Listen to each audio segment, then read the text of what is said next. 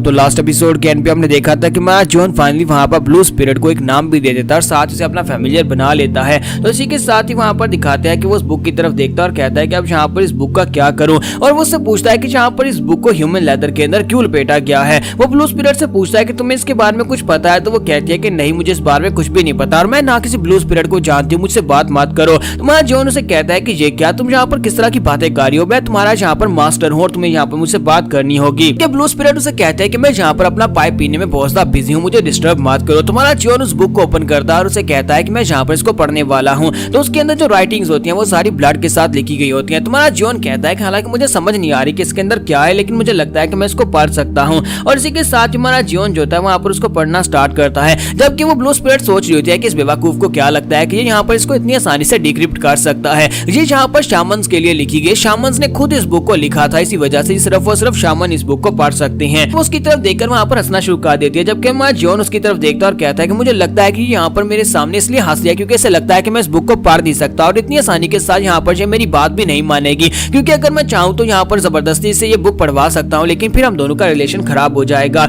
इसी वजह से हमारा जॉन जो होता है वहाँ पर उसको पढ़ना स्टार्ट करता है। तो उसके अंदर जो लिखा होता है डिस्पेयर के हमें यहाँ पर दूसरों के माइंड्स के ऊपर रिलाई करना पड़ता है। यहाँ पर किसी चीज के ना होने के बावजूद भी यहाँ पर कोई ना कोई चीज मौजूद थी और साथ ही यहाँ पर तुम्हें कुछ दिखाई देता है तो असल में वो यहाँ पर है नहीं। जैसे जैसे वो यहाँ पर एन्चेंटमेंट्स को पढ़ रहा होता है, इसी के साथ ही ब्लू स्पिरिट जो होती है वो आगे की तरफ बढ़ रही होती है, उसे रोकने की कोशिश करने वाली होती है, लेकिन एन्चेंटमेंट जो होती है वो आधे रास्ते में पहुंच चुकी होती है और वहाँ पर जबरदस्त एनर्जी निकलना शुरू हो जाती है। तो हमारा जॉन कहता है कि उसके आगे जो लफ्ज होता है वो लिखा होता है कि डीमन हमेशा यहाँ पर अच्छाई के रास्ते में आकर खड़े हो जाते हैं, लेकिन अल्टीमेट ब्लड के पास यहाँ पर पावर होती है इस सब को रिवर्स करने की। और जो उसकी एन्चेंटमेंट का जो आखिरी लफ्ज होता है, इसी के साथ हमारा जॉन के हाथ के अंदर जबरदस्त एनर्जी निकलती है और बुक जो होती है उसके हाथ के साथ चिपक जाती है। जॉन कहता है कि ये क्या हुआ, जो बुक मेरे हाथ के साथ क्यों चिपक गई है। तो इसी के साथ ही ब्लू स्पिरिट चिल्लाकर उसे कहती है ऐसा बिल्कुल भी नहीं हो सकता, बेवकूफ लड़के, तुम्हें ये सब कुछ कैसे पता है, तुमने यहाँ पर इस बुक के अंदर लिखी हुई एन्चेंटमेंट को कैसे पढ़ा है। जॉन कहता है कि मुझे यहाँ पर कुछ भी नहीं पता, मैंने तुमसे कहा भी था कि मुझे बुक के बारे में बताओ, लेकिन तुमने कुछ बताया नहीं, मैंने बस यहाँ पर पढ़ा और जो सब कुछ हो गया,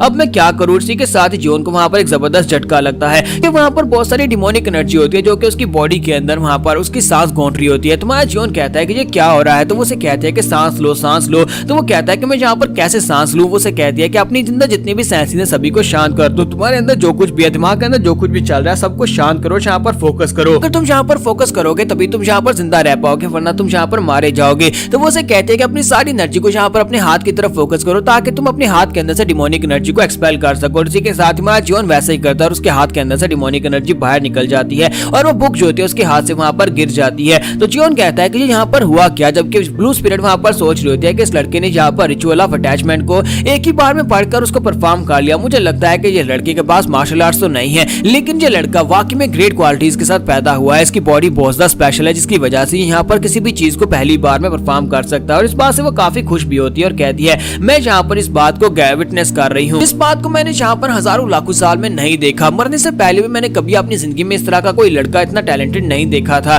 तुम्हारा जॉन वहीं पर ग्राउंड के ऊपर बैठ जाता और कहता है कि मुझे तो लगा था कि वहां पर मेरी सांस ही बंद हो जाएगी, लेकिन अभी भी यहाँ पर हुआ क्या। तो ब्लू स्पिरिट उसे बताती है कि उस बुक के अंदर लिखे हुए तुमने एक स्पेशल मंत्र को बोला था, जो मंत्र यहाँ पर अटैचमेंट के लिए होता है, यानी किसी भी चीज को तुम अपनी तरफ अट्रैक्ट कर सकते हो, किसी भी चीज को अपने हाथ के साथ अटैच कर सकते हो इस स्पेशल मंत्र को बोलकर, लेकिन तुमने उस मंत्र को गलत बोला था, इसी वजह से। तुम्हारा जॉन उसे कहता है तो अब तुम यहाँ पर मुझे सारी बात बता रही हो। तो वो कहती है नहीं, मैं तुम्हें कुछ भी नहीं बताऊंगी और साथ ही वो गुस्सा हो जाती है और कहती है मैं यहाँ पर बस तुम्हें ये कह रही हूँ कि अपनी बॉडी को बचाओ, क्योंकि अगर तुम्हें यहाँ पर नुकसान पहुंचेगा तो मुझे भी नुकसान पहुंचेगा, अगर तुम मरोगे तो फिर मैं भी यहाँ पर मरूंगी, क्योंकि हम दोनों यहाँ पर एक दूसरे के साथ जुड़ चुके हैं। हमारा जॉन उसे कहता है कि तुमने यहाँ पर कहा था कि मैं यहाँ पर चीजों को पुल कर रहा था, लेकिन वहाँ पर मेरे पेट के अंदर इतना दर्द क्यों हो रहा था और मेरी सांस क्यों बंद हो रही थी। तो ब्लू स्पिरिट उसे कहती है क्योंकि तुम वहाँ पर अपने हाथ में बुक पकड़कर उसको पुल करने की कोशिश कर रहे थे, तुम्हारे अंदर यहाँ पर कोई भी स्पिरिचुअल एनर्जी नहीं है। ये असल में एक स्पेशल टेक्निक है जो स्पिरिचुअल एनर्जी को गैदर करने के लिए है। इसकी मदद से तुम यहाँ पर किसी भी चीज लिविंग थिंग, यहाँ पर किसी भी ऐसी चीज जिसके अंदर स्पिरिचुअल एनर्जी हो, उसकी स्पिरिचुअल एनर्जी को अपनी बॉडी में गैदर कर सकते हो। और इसी के साथ ही उसे कहते हैं वहां पर वो डेड बॉडी देख रहे हो, तो वहां पर इल्सैंग की डेड बॉडी पड़ी होती है, तो उसे कहते हैं कि इस बंदे की बॉडी के ऊपर अपना हाथ रखो और इसकी बॉडी के ऊपर स्टैंडमेंट को यूज करो और फिर देखना इसकी बॉडी के अंदर जो बची कुछ स्पिरिचुअल एनर्जी है वो सारी तुम्हारी बॉडी में आ जाएगी। तुम्हारा जॉन कहता है कि वाकई में ये काम करेगा और इसी के साथ ही उसे उठाकर लाता है, वहां पर उसकी बैली के ऊपर हाथ रखता है। वो उसे कहती है कि यहाँ पर हाथ रखो और साथ ही उसे कहते हैं कि क्या मुझे यहाँ पर एक बच्चे की तरह तुम्हें सब कुछ बताना पड़ेगा जो कि यहाँ पर अभी सीख रहा है, मैं तुम्हारी मास्टर नहीं हूँ। और हमारा जॉन कहता है अच्छा ठीक है, फिर फिर साथ ही वहाँ पर वो सारा मंत्र दोबारा से बोलता है। जब हमारा जियोन वहाँ पर सारा मंत्र दोबारा से बोलता है तो इल्सैंग की बॉडी के अंदर से बहुत सारी स्पिरिचुअल एनर्जी निकलती है जो कि उसकी बॉडी के अंदर रह गई थी, वो सारी अब्जॉर्ब होना शुरू हो जाती है। हमारा जियोन जो होता है स्पिरिचुअल एनर्जी को वहाँ पर महसूस करता है और वो बहुत ज्यादा खुश हो जाता है और कहता है कि मुझे महसूस हो रहा है जैसे स्पिरिचुअल एनर्जी मेरी बॉडी के अंदर जाने के बाद मेरी बैली बटन के पास जाकर इकट्ठी हो रही है। क्या इसे यहाँ पर स्पिरिचुअल एनर्जी की क्या इसे की एनर्जी कहते हैं? जैसे यहाँ पर मुझे गोचान ने बताया था, गोचान ने कहा था कि एक जो मार्शल आर्टिस्ट होता है उसकी बॉडी के अंदर की एनर्जी होती है जो कि उसकी मेडियंस के अंदर जाकर स्टोर होती है। इसी वजह से मार्शल आर्टिस्ट उस की एनर्जी को अपनी मर्जी से यूज कर पाते हैं। क्या मैं भी यहाँ पर एक मार्शल आर्टिस्ट बन जाऊंगा? और हमारा जियोन वहाँ पर काफी ज्यादा खुश हो रहा होता है कि वो यहाँ पर एक मार्शल आर्टिस्ट बनने वाला है, लेकिन साथ ही वो सारी एनर्जी वहाँ पर से डिसिपेट हो जाती है। जियोन इस बात से काफी ज्यादा हैरान होता है और उसे कहता है कि ब्लू स्पिरिट अभी भी यहाँ पर क्या हुआ? मेरी बॉडी के अंदर स्पिरिचुअल एनर्जी गई और वो स्टोर हो रही थी, लेकिन वो कहाँ पर चली गई? तो वो उसे कहती है बेवकूफ बच्चे, तुम ऐसे स्पिरिचुअल एनर्जी को अपनी बॉडी के अंदर स्टोर नहीं कर सकते। उसके लिए ब्रेक थ्रू करना पड़ता है, एक स्पेशल लेवल में ब्रेक थ्रू करना पड़ता है, तब जाकर तुम्हारी बॉडी के अंदर तुम्हारी कोर बनती है जो कि तुम्हारी बॉडी के अंदर स्पिरिचुअल एनर्जी को गैदर करती है। ऐसे तुम यहाँ पर जितनी मर्जी स्पिरिचुअल एनर्जी को गैदर कर लो वो तुम्हारी बॉडी के अंदर जाकर स्टोर नहीं होने वाली, बल्कि वो तुम्हारी बॉडी के अंदर डिसिपेट हो जाएगी। हमारा जियोन कहता है कि ये तो बहुत ही बुरा हुआ, मुझे तो लगा था कि मैं यहाँ पर इस मंत्र की मदद से स्पिरिचुअल एनर्जी को गैदर कर सकता हूँ और बहुत ही जल्दी अपनी पावर लेवल को बढ़ा सकता हूँ और एक अच्छा मार्शल आर्टिस्ट बन सकता हूँ। तो ब्लू स्पिरिट उसकी बात सुनने के बाद सोच रही होती है, लगता है कि ये लड़का मार्शल आर्ट सीखना चाहता है, तो क्या मैं इसको यहाँ पर बता दूं कि इसने यहाँ पर जिस मंत्र को सीखा है वो मंत्र अभी फिलहाल के लिए एनर्जी को गैदर करने के लिए है, लेकिन उसके ये सिर्फ और सिर्फ एक बेसिक है। असल में यहाँ पर ये 8 टेक्निक्स है, असल में ये 8 टेक्निक्स है और 8 टेक्निक्स में से इसका सेकंड लेवल जो है वो थॉट शैटरिंग टेक्निक है, जिसमें यहाँ पर बहुत सारी एनर्जी को गैदर करने के बाद अपनी सोच की एनर्जी के साथ ही किसी चीज को शैटर कर सकता है। तो इसी के साथ ही ब्लू स्पिरिट जो होती है वहां पर माय जियोन को हौसला देते हुए कहती है कि ये की पावर तुम्हारी बॉडी के अंदर जाने के बाद स्कैटर होगी, लेकिन असल में वो तुम्हारी बॉडी के अंदर ही है। अगर तुम यहाँ पर उसको चैनलाइज करो तो तुम उसे यहाँ पर एक पॉइंट के ऊपर इकट्ठा कर सकते हो। जरा ध्यान लगाओ, अपनी बॉडी के अंदर जितनी एनर्जी है सभी को अपने हाथ के ऊपर लेकर आओ। जियोन कहता है लेकिन मुझे समझ नहीं आ रहा कि इसे कैसे करना है। तो वो कहती है बस यहाँ पर अपने दिमाग में सोचो कि तुम्हारी बॉडी के अंदर बहुत सारी एनर्जी है। तो हमारा जियोन वहाँ पर सोचना स्टार्ट करता है और इसी के साथ ही वो बहुत सारी एनर्जी को महसूस करता है। उसे महसूस होता है जैसे उसकी बॉडी के अंदर एनर्जी फ्लो हो रही है और वो एनर्जी जो होती है उसके हाथ की तरफ आ जाती है। तो इसी के साथ ही उसके हाथ के अंदर बहुत सारी एनर्जी आकर गैदर हो जाती है जो कि उसी की अपनी बॉडी के अंदर से निकल कर आती है। तो वो एनर्जी को गैदर करने के बाद पंच बनाता है और उस पंच के साथ वहाँ पर सामने एक पिलर के ऊपर पंच दे मारता है। जब वो पिलर के ऊपर पंच मारता है तो वो एनर्जी जो होती है पिलर को भी तोड़ देती है और साथ ही पीछे वाली दीवार के अंदर भी एक बहुत बड़ा गड्ढा बन जाता है। और हमारा जियोन जो होता है वहाँ पर बहुत इंप्रेसिव पावर को शो करवाता है। ये देखकर ब्लू स्पिरिट बहुत सा हैरान होती है और कहती है कि इस लड़के ने ऐसे कैसे कर लिया। मुझे तो यहाँ पर समझ नहीं आ रही कि इस लड़के को मार्शल आर्ट्स की एम के बारे में कुछ भी नहीं पता, लेकिन इस लड़के ने बड़ी सारी के साथ यहाँ पर की को गैदर किया और साथ ही उसको यहाँ पर फायर करना यानी शूट करना भी सीख लिया है। कि हमारा जियोन वहाँ पर बहुत ज्यादा खुश हो रहा था। हमारा जियोन कहता तो अब मुझे समझ आए कि वो मार्शल आर्टिस्ट यहाँ पर मुझसे इतने ज्यादा बेहतर क्यों, सभी लोग यहाँ पर मार्शल आर्ट्स को क्यों सीखना चाहते हैं, क्योंकि मार्शल आर्ट्स की मदद से हम लोग वो कर सकते हैं जो हम लोग एक नॉर्मल पंच के साथ बिल्कुल भी नहीं कर सकते थे। मैंने तो यहाँ पर पिलर को भी तोड़ दिया और साथ ही यहाँ पर दीवार के अंदर भी इतना बड़ा गड्ढा बना दिया। इसका मतलब यह है कि अगर मैं यहाँ पर की पावर को कंट्रोल करना सीख जाता हूँ तो गार्ड कैंप को मैं एक ही पंच मारकर मार सकता हूँ। क्या मुझे यहाँ पर समझ आएगी ये सब कुछ कैसे किया जाता है और सभी लोग यहाँ पर मार्शल आर्ट्स को क्यों सीखते हैं। मुझे लगता है कि मार्शल आर्ट्स को सीखने के बाद किसी को मारना बहुत ज्यादा आसान हो जाता है। तो ये बात सुनने के बाद ब्लू स्पिरिट पहले तो हैरान होती है, फिर साथ ही वो कहते हैं कि मुझे लगता है कि इस लड़के को मार्शल आर्ट्स के ट्रू एसेंस के बारे में अच्छी तरह से पता चल चुका है। इसे पता है कि मार्शल आर्ट्स जो है, हालांकि हम लोग यहाँ पर इसके बारे में जितना भी कहें कि हम लोग मार्शल आर्ट्स अपनी सेफ्टी के लिए या फिर दूसरों को बचाने के लिए सीख रहे हैं, लेकिन असल में मार्शल आर्ट्स तभी सीखी जाती है जब हम लोग अपनी मार्शल आर्ट्स को यूज करके दूसरे की जान लेना चाहते हो। हमारा जियोन इसी के साथ आगे बढ़ता है और उसे कहता है कि ब्लू स्पिरिट अब मुझे बताओ कि इसकी सेकंड टेक्निक कौन सी है, हम लोग यहाँ पर इसका सेकंड लेवल कैसे अनलॉक करें। तो इसी के साथ ही ब्लू स्पिरिट उसे बताने लगती है, लेकिन साथ ही चलाकर उसे कहती है ये क्या बकवास हो रही है, मैं तुम्हारी कोई टीचर नहीं हूँ, यहाँ पर तुम मुझसे क्या बातें गुलवा रहे हो, मैं यहाँ पर तुम्हें बिल्कुल भी नहीं बताऊंगी, तुम्हें एक बता दी इतनी काफी है, इसके बाद मैं तुमसे कोई बात नहीं करने वाली। और इसी के साथ वो पीछे की तरफ घूम जाती है और कहती है कि इस लड़के ने यहाँ पर मीठी मीठी बातें करके मेरे पास से 2 टेक्निक्स निकलवा ली और इसने मुझे यहाँ पर ये सब कुछ कहने पर मजबूर कर दिया। आज से पहले मैंने यहाँ पर कभी भी किसी डिसाइपल को नहीं सिखाया और ये यहाँ पर मेरी जिंदगी में पहला डिसाइपल है जिसकी मैं गुलाम हूँ। जियोन उसे कहता है कि ब्लू स्पिरिट प्लीज मेरी बात सुनो। तो वो कहती है नहीं, मुझसे बात मत करो। तो जियोन कहता है लगता नहीं है कि इतनी आसानी से मैं यहाँ पर इससे बात करवा पाऊंगा, फिलहाल के लिए इसके ऊपर जोर डालना ठीक नहीं है, जिस तरह चल रहा है इस तरह ही ठीक है। मेरे पास यहाँ पर मार्शल आर्ट्स की पहली लाइन आ चुकी है, बस मुझे यहाँ पर अपने आप को और ज्यादा स्ट्रॉन्ग बनाना है। साथ ही वहाँ पर वो सोच रहा था कि मेरे हाथ से यहाँ पर बहुत सारी डार्क एनर्जी क्यों निकल रही है। इसने कहा था कि सारी एनर्जी डेसिपेट हो जाएगी, लेकिन मेरी बॉडी के अंदर से ये ब्लैक कलर की एनर्जी क्यों निकल रही है जो कि शायद अब्जॉर्ब हो रही है। मैं इसे यही पूछना चाहता था कि ये यहाँ पर जा क्यों नहीं रही, ये स्कैटर क्यों नहीं हो रही। लेकिन मुझे नहीं लगता कि यहाँ पर इतनी आसानी से मेरे सवाल का जवाब देने वाली है, क्योंकि वो नाराज होकर दूसरी तरफ मुंह करके खड़ी खड़ी है। फिर साथ ही वो कहता है चलो छोड़ो, फिलहाल के लिए ऐसे सवाल नहीं पूछते। वैसे भी यहाँ पर मुझे चीजें खुद से समझने में काफी ज्यादा मजा आ रहा है। और इसी के साथ ही वो कहता है कि ब्लू स्पिरिट चलो यहाँ पर से निकलते हैं, और वो ब्लू स्पिरिट के साथ वहाँ पर से बाहर आ जाता है।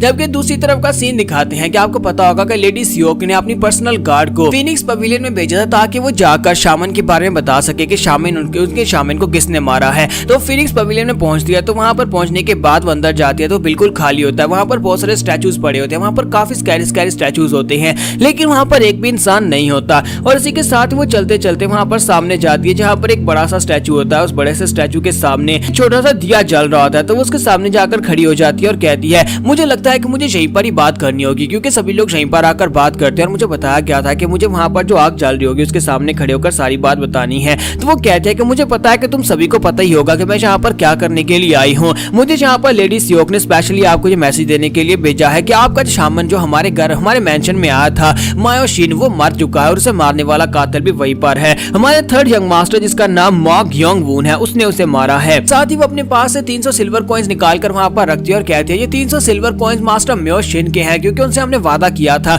और साथ ही 400 सिल्वर कॉइंस हम लोग आपको एक्स्ट्रा दे रहे हैं। हमें यहाँ पर आपसे एक और रिक्वेस्ट करनी है कि आप यहाँ पर हमारे लिए एक और काम करेंगे। आपको यहाँ पर हमारी फैमिली के third young master Mok Yong Woon को मारना होगा। अगर आप लोग उसे मार डालते हैं तो फिर हम लोग यहाँ पर आपको ये 400 एक्स्ट्रा देने वाले हैं। तो इसी के साथ ही उसके सामने जो लाइट होती है वो बुझ जाती है। तो वो कहती है लगता है कि तुम लोगों ने यहाँ पर मेरी ऑफर को एक्सेप्ट कर लिया, और इसी के साथ ही वो थैंक यू बोलकर वहां पर से बाहर आ जाती है। तो जब बाहर आ जाती है वो कहती है कि मुझे वहां पर शोर इससे महसूस हो रहा था कि वहां पर कोई इंसान नहीं था, लेकिन ऐसे लग रहा था जैसे बहुत सारे लोग मेरी तरफ देख रहे थे। ऐसा लगता है जैसे वहां पर छुपे हुए बहुत सारे लोग थे। और इसी के साथ ही वहां पर से वापस चली जाती है। जबकि उसके चले जाने के बाद वहां पर पहले जहाँ पूरे का पूरा हाल जो था वो खाली था, वहां पर जो स्टैचूज होते हैं वो सभी हिलना शुरू हो जाते हैं और वहां पर से एक एक करके शामन निकलना शुरू होते हैं। सबसे पहले वहां पर दिखाते हैं कि वहां पर म्योशिन की डेड बॉडी भी पड़ी होती है। वो म्योशिन की डेड बॉडी के पास आते हैं और उनसे कहता है, उनका जो लीडर होता है उनसे कहता है कि मुझे यहाँ पर ये बात कंफर्म है कि ये मर्डर है, ये यहाँ पर इसे किसी ने जानबूझकर मारा है। यहाँ पर जो बाकी के शामन्स होते हैं वो कहते हैं कि हम लोग इस बात से एग्री करते हैं। लेडी सियोक के इस गार्ड ने यहाँ पर बताया कि उनकी जो नौकरानी थी वो हवा में उड़ना शुरू हो गई थी। अचानक से वो हवा में उड़ रही थी। तुम्हें लगता है कि ये क्या हो सकता है? मुझे लगता है कि ये येलो स्पिरिट हो सकती है। तो वो लोग कहते हैं हाँ ये सिर्फ और सिर्फ एक येलो स्पिरिट ही हो सकती है। लगता है कि थर्ड यंग मास्टर की बॉडी के ऊपर येलो स्पिरिट ने कब्जा कर लिया है। तो दूसरा उनसे कहता है सवाल ये है क्या वाकई में यहाँ पर येलो स्पिरिट ने उसकी बॉडी पर कब्जा किया है? क्योंकि अगर उसकी बॉडी पर येलो स्पिरिट ने कब्जा किया है तो वो उसे ऑर्डर कैसे दे सकता है? फिर साथ उनमें से कहता है लेकिन ऐसा कैसे हो सकता है? आज से पहले कभी किसी ने येलो स्पिरिट को अपना फैमिलियर नहीं बनाया। येलो स्पिरिट्स बहुत ज्यादा खतरनाक होती है और कोई भी उनके साथ बॉन्डिंग नहीं कर सकता। फिर उनमें से एक शामन कहता है चाहे जो भी हो लेकिन ये सिचुएशन बहुत ज्यादा खतरनाक है, हमें यहाँ पर जल्दी से जल्दी सिचुएशन से निमट नहीं होगा। और वो सभी लोग वहाँ पर फैसला करने के बाद कहते हैं तो हम लोग यहाँ पर ये फैसला करते हैं कि मॉक फैमिली के third young master Mok Yong Woon को मरना होगा। तो बॉस उन लोगों से कहता है कि मैं यहाँ पर तुम सभी में से किसी एक को ऑर्डर देता हूँ, तुम सभी में से किसी एक को वहाँ पर जाना होगा, जाकर उस लड़के को मारना होगा। हम नहीं चाहते कि कल को वो लड़का बड़ा होकर हमारे सामने यहाँ पर आकर खड़ा हो जाए, हमारे और ज्यादा शामन भाइयों को मारे। इसी वजह से हमें यहीं पर उसको खत्म करना होगा। और यहीं पर से नेक्स्ट सीन जो होता है हमें गोचान का दिखाया जाता है कि गोचान बेचारा जो होता है उसे अभी भी यहाँ पर नींद आई होती है, क्योंकि पूरी रात वो यहाँ पर ऑन गार्ड रहा था, ड्यूटी करता रहा था। और सुबह के वक्त उसे यहाँ पर काम पर भेज दिया गया और उसके लिए वहाँ पर एक चिमनी लेकर आता है जिसके अंदर वो आग जला सके। तो इसी के साथ ही वो अंदर आता है और उसे कहता है कि यंग मास्टर तुमने जो कहा था वो मैं ले आया हूँ। तो यंग मास्टर कहता है चलो तुम्हारा बहुत बहुत शुक्रिया। और इसी के साथ ही वो उसे कहता है कि इसके अंदर कोयले डालो और इसके अंदर आग जलाओ। और वो उसके लिए वहाँ पर कोयले डालकर आग जला देता है और खुद ही वहाँ पर सेंकने के लिए बैठ जाता है। वो उसे कहता है कि यंग मास्टर कि इतनी भी ठंड नहीं है कि तुमने यहाँ पर मुझसे अंगीठी मंगवा ली कि हम लोग यहाँ पर बैठकर आग सेकेंगे। तुम्हारा जीवन उसे कहता है कि मैं यहाँ पर कुछ जलाना चाहता हूँ। तो वो कहता है क्या तुम कुछ जलाना चाहते हो? और इसी के साथ ही वो वहाँ पर वही सीक्रेट मैनुअल्स निकालता है और कहता है कि मैं यहाँ पर इनको जलाने वाला हूँ। ये सीक्रेट मैनुअल अब मेरे किसी काम के नहीं है। तो वो कहता है क्या तुम यहाँ पर हमारी फैमिली के सीक्रेट मैनुअल्स को जलाना चाहते हो? और इसी के साथ ही हमारा जीवन जो होता है उनमें से एक बुक को वहाँ पर फाड़ना स्टार्ट करता है और उसके पेजेस को वहाँ पर आग के अंदर फेंक देता है ताकि वो जल जाए। तो उसे कहता है कि यंग मास्टर ये तुम क्या कर रहे हो? अगर तुम्हें नहीं चाहिए तो ना रोना, तुम यहाँ पर इनको जला तो नहीं सकते, तुम इनको मत जलाओ। हमारा जीवन जो होता है उन दो सीक्रेट मैनुअल्स में से एक को वहाँ पर जला देता है और इसी के साथ ही उसे कहता है कि मैं यहाँ पर दूसरे वाले को भी जलाने वाला हूँ। जबकि इसी के साथ ही गोचान उसे कहता है कि यंग मास्टर तुमने यहाँ पर इसको जला क्यों दिया? क्या तुम्हें पता भी है कि ये दोनों मार्शल आर्ट्स की टेक्निक्स हमारी फैमिली की सबसे फेमस टेक्निक्स है और हमारी फैमिली की सबसे खतरनाक और ऐसी टेक्निक है जिनको मैनुअल के बिना सीखा नहीं जा सकता। पर बहुत सारे लोग ऐसे हैं जिनको ये वाली टेक्निक चाहिए और इस टेक्निक के लिए वो यहाँ पर तुम्हें कुछ भी देने को तैयार हो जाते। तुम यहाँ पर इसकी मदद से उनके साथ निगोशिएट कर सकते थे। तो इसी के साथ ही हमारा जीवन जो होता है वो उसके मुंह पर एक बुक मारता है और उसे कहता है इस वजह से तो मैंने यहाँ पर इन मैनुअल्स में से एक को जला दिया है। और साथ ही वो दूसरी किताब जो होती है उसके मुंह पर फेंकता है और कहता है कि ये लो, इसको अपने पास रखो। तो इसी के साथ ही गोचान उसे कहता है कि मैं इसका क्या करूंगा। तो वो उसे कहता है कि मुझे तुमसे एक काम करवाना है। मैं चाहता हूँ कि जैसे यहाँ पर सूरज निकलेगा तुम इस बुक को लेना और जाकर या तो लेडीज योग या फिर जाकर सेकंड यंग मास्टर में से किसी एक को दे देना। तो वो कहता है लेकिन हम लोग ऐसा क्यों करेंगे, हम लोग ये बुक उनमें से किसी एक को क्यों देने वाले हैं। जॉन कहता है कि मैं यहाँ पर दिमाग को यूज करने वाला हूँ, तो मुझे नहीं लगता कि हमारी फैमिली कुछ ज्यादा ही पीसफुल है। अगर उन दोनों में से किसी एक के पास ये बुक चली जाती है तो बाकी के दोनों जो है वो उसके ऊपर अटैक करेंगे और उसके पास से बुक लेने की कोशिश करेंगे। इस तरह यहाँ पर ये पीस जो है वो खत्म हो जाएगा और एंड के ऊपर एडवांटेज मुझे मिलने वाला है। नेक्स्ट सीन गार्ड कैंप का दिखाया जाता है कि गार्ड कैंप जो था वो अपनी रूटीन के बारे में बता रहा होता है कि जब मैं उठता हूँ तो सुबह के वक्त मुझे सुबह सुबह उठना पड़ता है, जहाँ पर अपने कपड़े खुद धोने पड़ते हैं, अपना खाना खुद बनाना पड़ता है और उसके बाद मैं अपना बेड ठीक करता हूँ। फिर मैं यहाँ पर एक्सरसाइज करता हूँ, सफाइयाँ वगैरह करता हूँ। फिर साथ ही यहाँ पर अपनी रूटीन चेक करता हूँ कि डेली मुझे आज कौन सा काम करना है। जब मैं एक सेशन था तब से मैं यहाँ पर इसी रूटीन को फॉलो कर रहा हूँ। फिर साथ ही वो कहता है लेकिन अब से ये रूटीन चेंज होने वाली है क्योंकि अब मैंने यहाँ पर सेकंड यंग मास्टर से हाथ मिला लिया और बहुत ही जल्दी वो फैमिली का पैट्रियार्च बन जाएगा। और जब फैमिली का पैट्रियार्च बन जाएगा मुझे यहाँ पर एक एल्डर बना दिया जाएगा और जब मैं एल्डर बन जाऊंगा मैं अपनी मर्जी से उठूंगा, अपनी मर्जी से सोऊंगा, यानी कि मेरी पूरी रूटीन चेंज होने वाली है, बल्कि मेरी पूरी जिंदगी ही चेंज होने वाली है। किसी के साथ एक लड़का वहाँ पर आता है और उसे कहता है गार्ड कैम इस वक्त सेकंड यंग मास्टर आपसे मिलना चाहते हैं और उन्हें आपको मिलने के लिए बुलाया है। तो गार्ड कैम जब उससे मिलने के लिए जाता है तो वहाँ पर से वापस आते वक्त उसके चेहरे के ऊपर खून लगाता है, वो काफी ज्यादा गुस्से में होता है और कहता है कि ये क्या बकवास हो रही है, आखिर ऐसा कैसे हो सकता है, ऐसा कैसे हो सकता है। पास का सीन दिखाता है कि वहाँ पर हुआ क्या था। तो मास्टर कैम को वहाँ पर सेकंड ब्रदर मिलने के लिए बुलाता है। जब उसे बुलाता है तो गार्ड कैम तो वहाँ पर बड़ी खुशी खुशी जाते हैं, शायद कोई काम होगा, लेकिन इसी के साथ वो गुस्से के साथ चिल्लाकर उसे कहता है कि तुमने क्या कहा था कि थर्ड यंग मास्टर की मार्शल आर्ट्स की एबिलिटीज चली गई हैं। अगर उसकी मार्शल आर्ट्स की एबिलिटीज चली गई है तो फिर बताओ कि मेरा पर्सनल गार्ड कहाँ पर है। चो इल्सेंग अभी तक वापस नहीं आया, वो मिसिंग है। क्या तुमने यहाँ पर मुझे धोखा दिया है? तुम्हारी हिम्मत कैसी हुई यहाँ पर मुझे बेवकूफ बनाने की? तो गार्ड कैम कहता है कि सर मैंने यहाँ पर आपसे झूठ नहीं बोला था, सेकंड यंग मास्टर मैं यहाँ पर सच बोल रहा हूँ, यहाँ पर कोई ना कोई प्रॉब्लम जरूर हो सकती है। इसी के साथ ही सेकंड यंग मास्टर वहाँ पर उसके पास एक प्याला पड़ा होता है, वो उसे उठाकर उसके सर में दे मारता है जिसकी वजह से उसकी ब्लीडिंग हो रही होती है। तो सेकंड यंग मास्टर चिल्लाकर उसे कहता है कि गार्ड कैम तुमने यहाँ पर मुझे झूठ बोला, अगर यहाँ पर चो इल्सेंग वापस नहीं आया तो फिर बताओ कि इसका क्या मतलब हो सकता है। तुमने कहा था कि थर्ड यंग मास्टर की मार्शल आर्ट्स की पावर चली गई है, क्या मैं तुम्हें कोई बेवकूफ दिखाई देता हूँ? जबकि वहाँ पर गार्ड कैम सोच रहा होता है कि अब मैं यहाँ पर क्या करूँ। मुझे लगा था कि यहाँ पर ये सब कुछ ठीक रहेगा, लेकिन ये सब कुछ उल्टा कैसे हो गया। मैं ये भी नहीं बता सकता कि वहाँ पर second young master sorry third young master जो है वो असली वाला नहीं है, बल्कि वहाँ पर एक फेक बैठा हुआ है। ये सब कुछ किसका काम है? मुझे लगता है कि उस कमीने ने ये सब कुछ किया होगा। मैंने अपनी जिंदगी को दांव पर लगाया और यहाँ पर अपने लिए दूसरे बंदे को चूज किया और उसके बाद से अब यहाँ पर सारे पत्ते बिखरते जा रहे हैं। मैं एक एल्डर बनने का सपना देख रहा था और मुझे लगता है कि अब यहाँ पर अगर इस तरह चलता रहा तो फिर ये सब कुछ हाथ से निकल जाएगा। तो इसी के साथ ही गार्ड कैम उसे कहता है कि सर प्लीज मुझे यहाँ पर थोड़ा सा टाइम दे, मैं चाहता हूँ जाकर आपके गार्ड चो इल्सेंग को ढूंढ कर लाता हूँ। अगर मैं उसे नहीं ढूंढ कर ला पाया तो उसका मतलब यह है कि मैंने झूठ बोला। और अब यहाँ पर सेकंड यंग मास्टर से कहता है कि मैं यहाँ पर तुम्हें एक चांस क्यों दूं। तो इसी के साथ ही गार्ड कैम उसे कहता है कि सर मैं यहाँ पर अपनी राइट आर्म को आपके सामने स्वीयर करता हूँ कि अगर मैं यहाँ पर अपने आप को साबित नहीं कर पाया कि यहाँ पर सेकंड यंग मास्टर अपनी मार्शल आर्ट्स को खो चुका है और आपका चो इल्सेंग वो कहीं और पा रहा है जहाँ पर मैं उसे ढूंढ कर नहीं ला पाया, तो आप मेरा दायां बाजू काट देना। बाजू के बिना मैं यहाँ पर कुछ भी नहीं कर सकता क्योंकि इसी की मदद से मैं यहाँ पर तलवार भी यूज करता हूँ। तो सेकंड यंग मास्टर से कहते तो फिर ठीक है मैं तुम्हें यहाँ पर एक मौका देता हूँ, लेकिन अफसोस अगर तुम यहाँ पर इस वादे को पूरा नहीं कर पाए तो फिर मैं तुम्हारा बाजू नहीं बल्कि तुम्हारी जान लेने वाला हूँ। तो गार्ड कैम जो होता है वो शर्मिंदा होकर वहां पर से बाहर आ जाता है और कहता है कि मुझे जाकर उसे ढूंढना ही होगा, मुझे जाकर उस कमीने थर्ड यंग मास्टर यानी कि जो फेक मैं वहां पर से पकड़ कर लाया था उस फेक को जाकर ढूंढना होगा, उसे पूछना होगा क्या है जो इल्सेंग के साथ क्या हुआ है। गार्ड कैम वहां पर थर्ड यंग मास्टर के रूम की तरफ जा रहा था, साथ ही सोच रहा था कि जब से मैं यहाँ पर उस कमीने फेक जियोन को यहाँ पर लेकर आया हूँ तब से कुछ भी यहाँ पर ठीक नहीं हो रहा। मुझे लगता है कि सब कुछ उसी कमीने के किया धरा है, मैं इस बार उसको बिल्कुल भी नहीं छोड़ने वाला, मैं जाकर उसे अच्छा सबक सिखाऊंगा। और इसी के साथ ही जैसे वो पवेलियन की तरफ आके पड़ रहा था वहां पर से उसे दिखाई देता है कि गोचान जो होता है वो सामने की तरफ से आ रहा है। तो उसे देखते ही वहां पर पकड़ लेता और कहता है कमीने कहीं के तुम यहाँ पर क्या कर रहे हो। वो उसे गले से पकड़ लेता और उसे कहता है कि तुम्हारी हिम्मत कैसी हुई यहाँ पर ये सब कुछ करने की, और तुम यहाँ पर बाहर कहाँ पर जा रहे हो? मैंने तुमसे कहा था ना कि थर्ड यंग मास्टर के ऊपर नजर रखनी है और फिर तुम यहाँ पर मेरे ऑर्डर्स को डिसोबे कर रहे हो। तो वो कहता है कि नहीं सीनियर ब्रदर ऐसा कुछ भी नहीं है, तुम यहाँ पर गलत समझ रहे हो।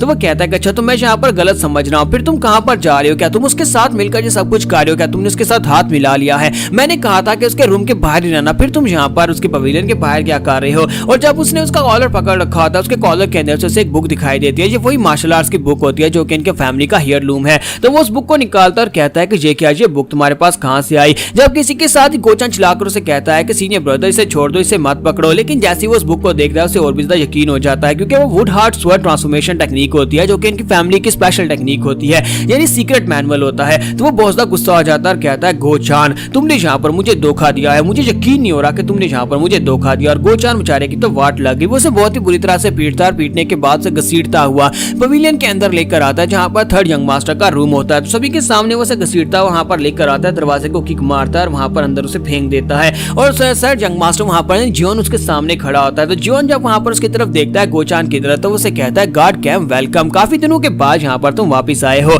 तो गार्ड कैम उसे कहता है कि सबका क्या मतलब है। जियोन उसे कहता है कि क्या मतलब है, कि क्या मतलब है, मुझे कुछ भी नहीं पता। तो वो उसे कहता है कि तुम्हें क्या लगता है कि मैं यहाँ पर कोई बेवकूफ हूँ। वो दरवाजा बंद करता है और कहता है कि मैं इस बार तुम्हें बिल्कुल भी नहीं छोड़ूंगा, तुम्हें सब कुछ एक्सप्लेन करना होगा। तो उसी के साथ ही गार्ड कैम आगे बढ़ता है और उसे कहता है कि मैंने यहाँ पर तुम्हें शुरुआत से बताया था कि मेरे रास्ते में मत आना और मुझसे पंगा बिल्कुल भी मत लेना। और इसी के साथ उसका गला पकड़ता है और उसे पीछे दीवार के साथ पटकाता है और उसे कहता है मैंने तुमसे कहा भी था कि अगर तुमने कुछ भी उल्टा सीधा किया तो फिर मैं तुम्हें मार डालूंगा, और अब यहाँ पर तुमने कुछ उल्टा सीधा कर दिया है। तो वो उसे कहता है क्या मैंने यहाँ पर कुछ उल्टा किया है। तो वो कहता है कि हाँ यहाँ पर तुमने उल्टा किया है, आप अपनी बकवास करना बंद करो, मेरे सामने यहाँ पर इस तरह की नौटंकी मत करो, मुझे पता है कि तुम कितने कमीने हो। तो इसी के साथ ही गार्ड कैम उसे कहता है कि अब जल्दी से बताओ कि तुमने सेकंड ब्रदर के पर्सनल गार्ड जो इल्सैंग के साथ क्या किया है, वो कहाँ पर है। तुम्हारा जॉन उसे कहता है कि मुझे नहीं पता कि तुम किसकी बात कर रहे हो। तो वो कहता है कि नौटंकी करना बंद करो, मुझे बताओ कि जो इल्सैंग कहाँ पर है। जॉन कहता है कि तुम यहाँ पर देख सकते हो कि मैं कितना कमजोर हूँ, मैं यहाँ पर क्या कर सकता हूँ, वो एक प्रोफेशनल मार्शल आर्टिस्ट है और मेरे पास तो मार्शल आर्ट्स की ट्रेनिंग भी नहीं है, फिर मैं जो इल्सैंग के साथ क्या कर सकता हूँ, तुम यहाँ पर मुझसे क्या एक्सपेक्ट करते हो।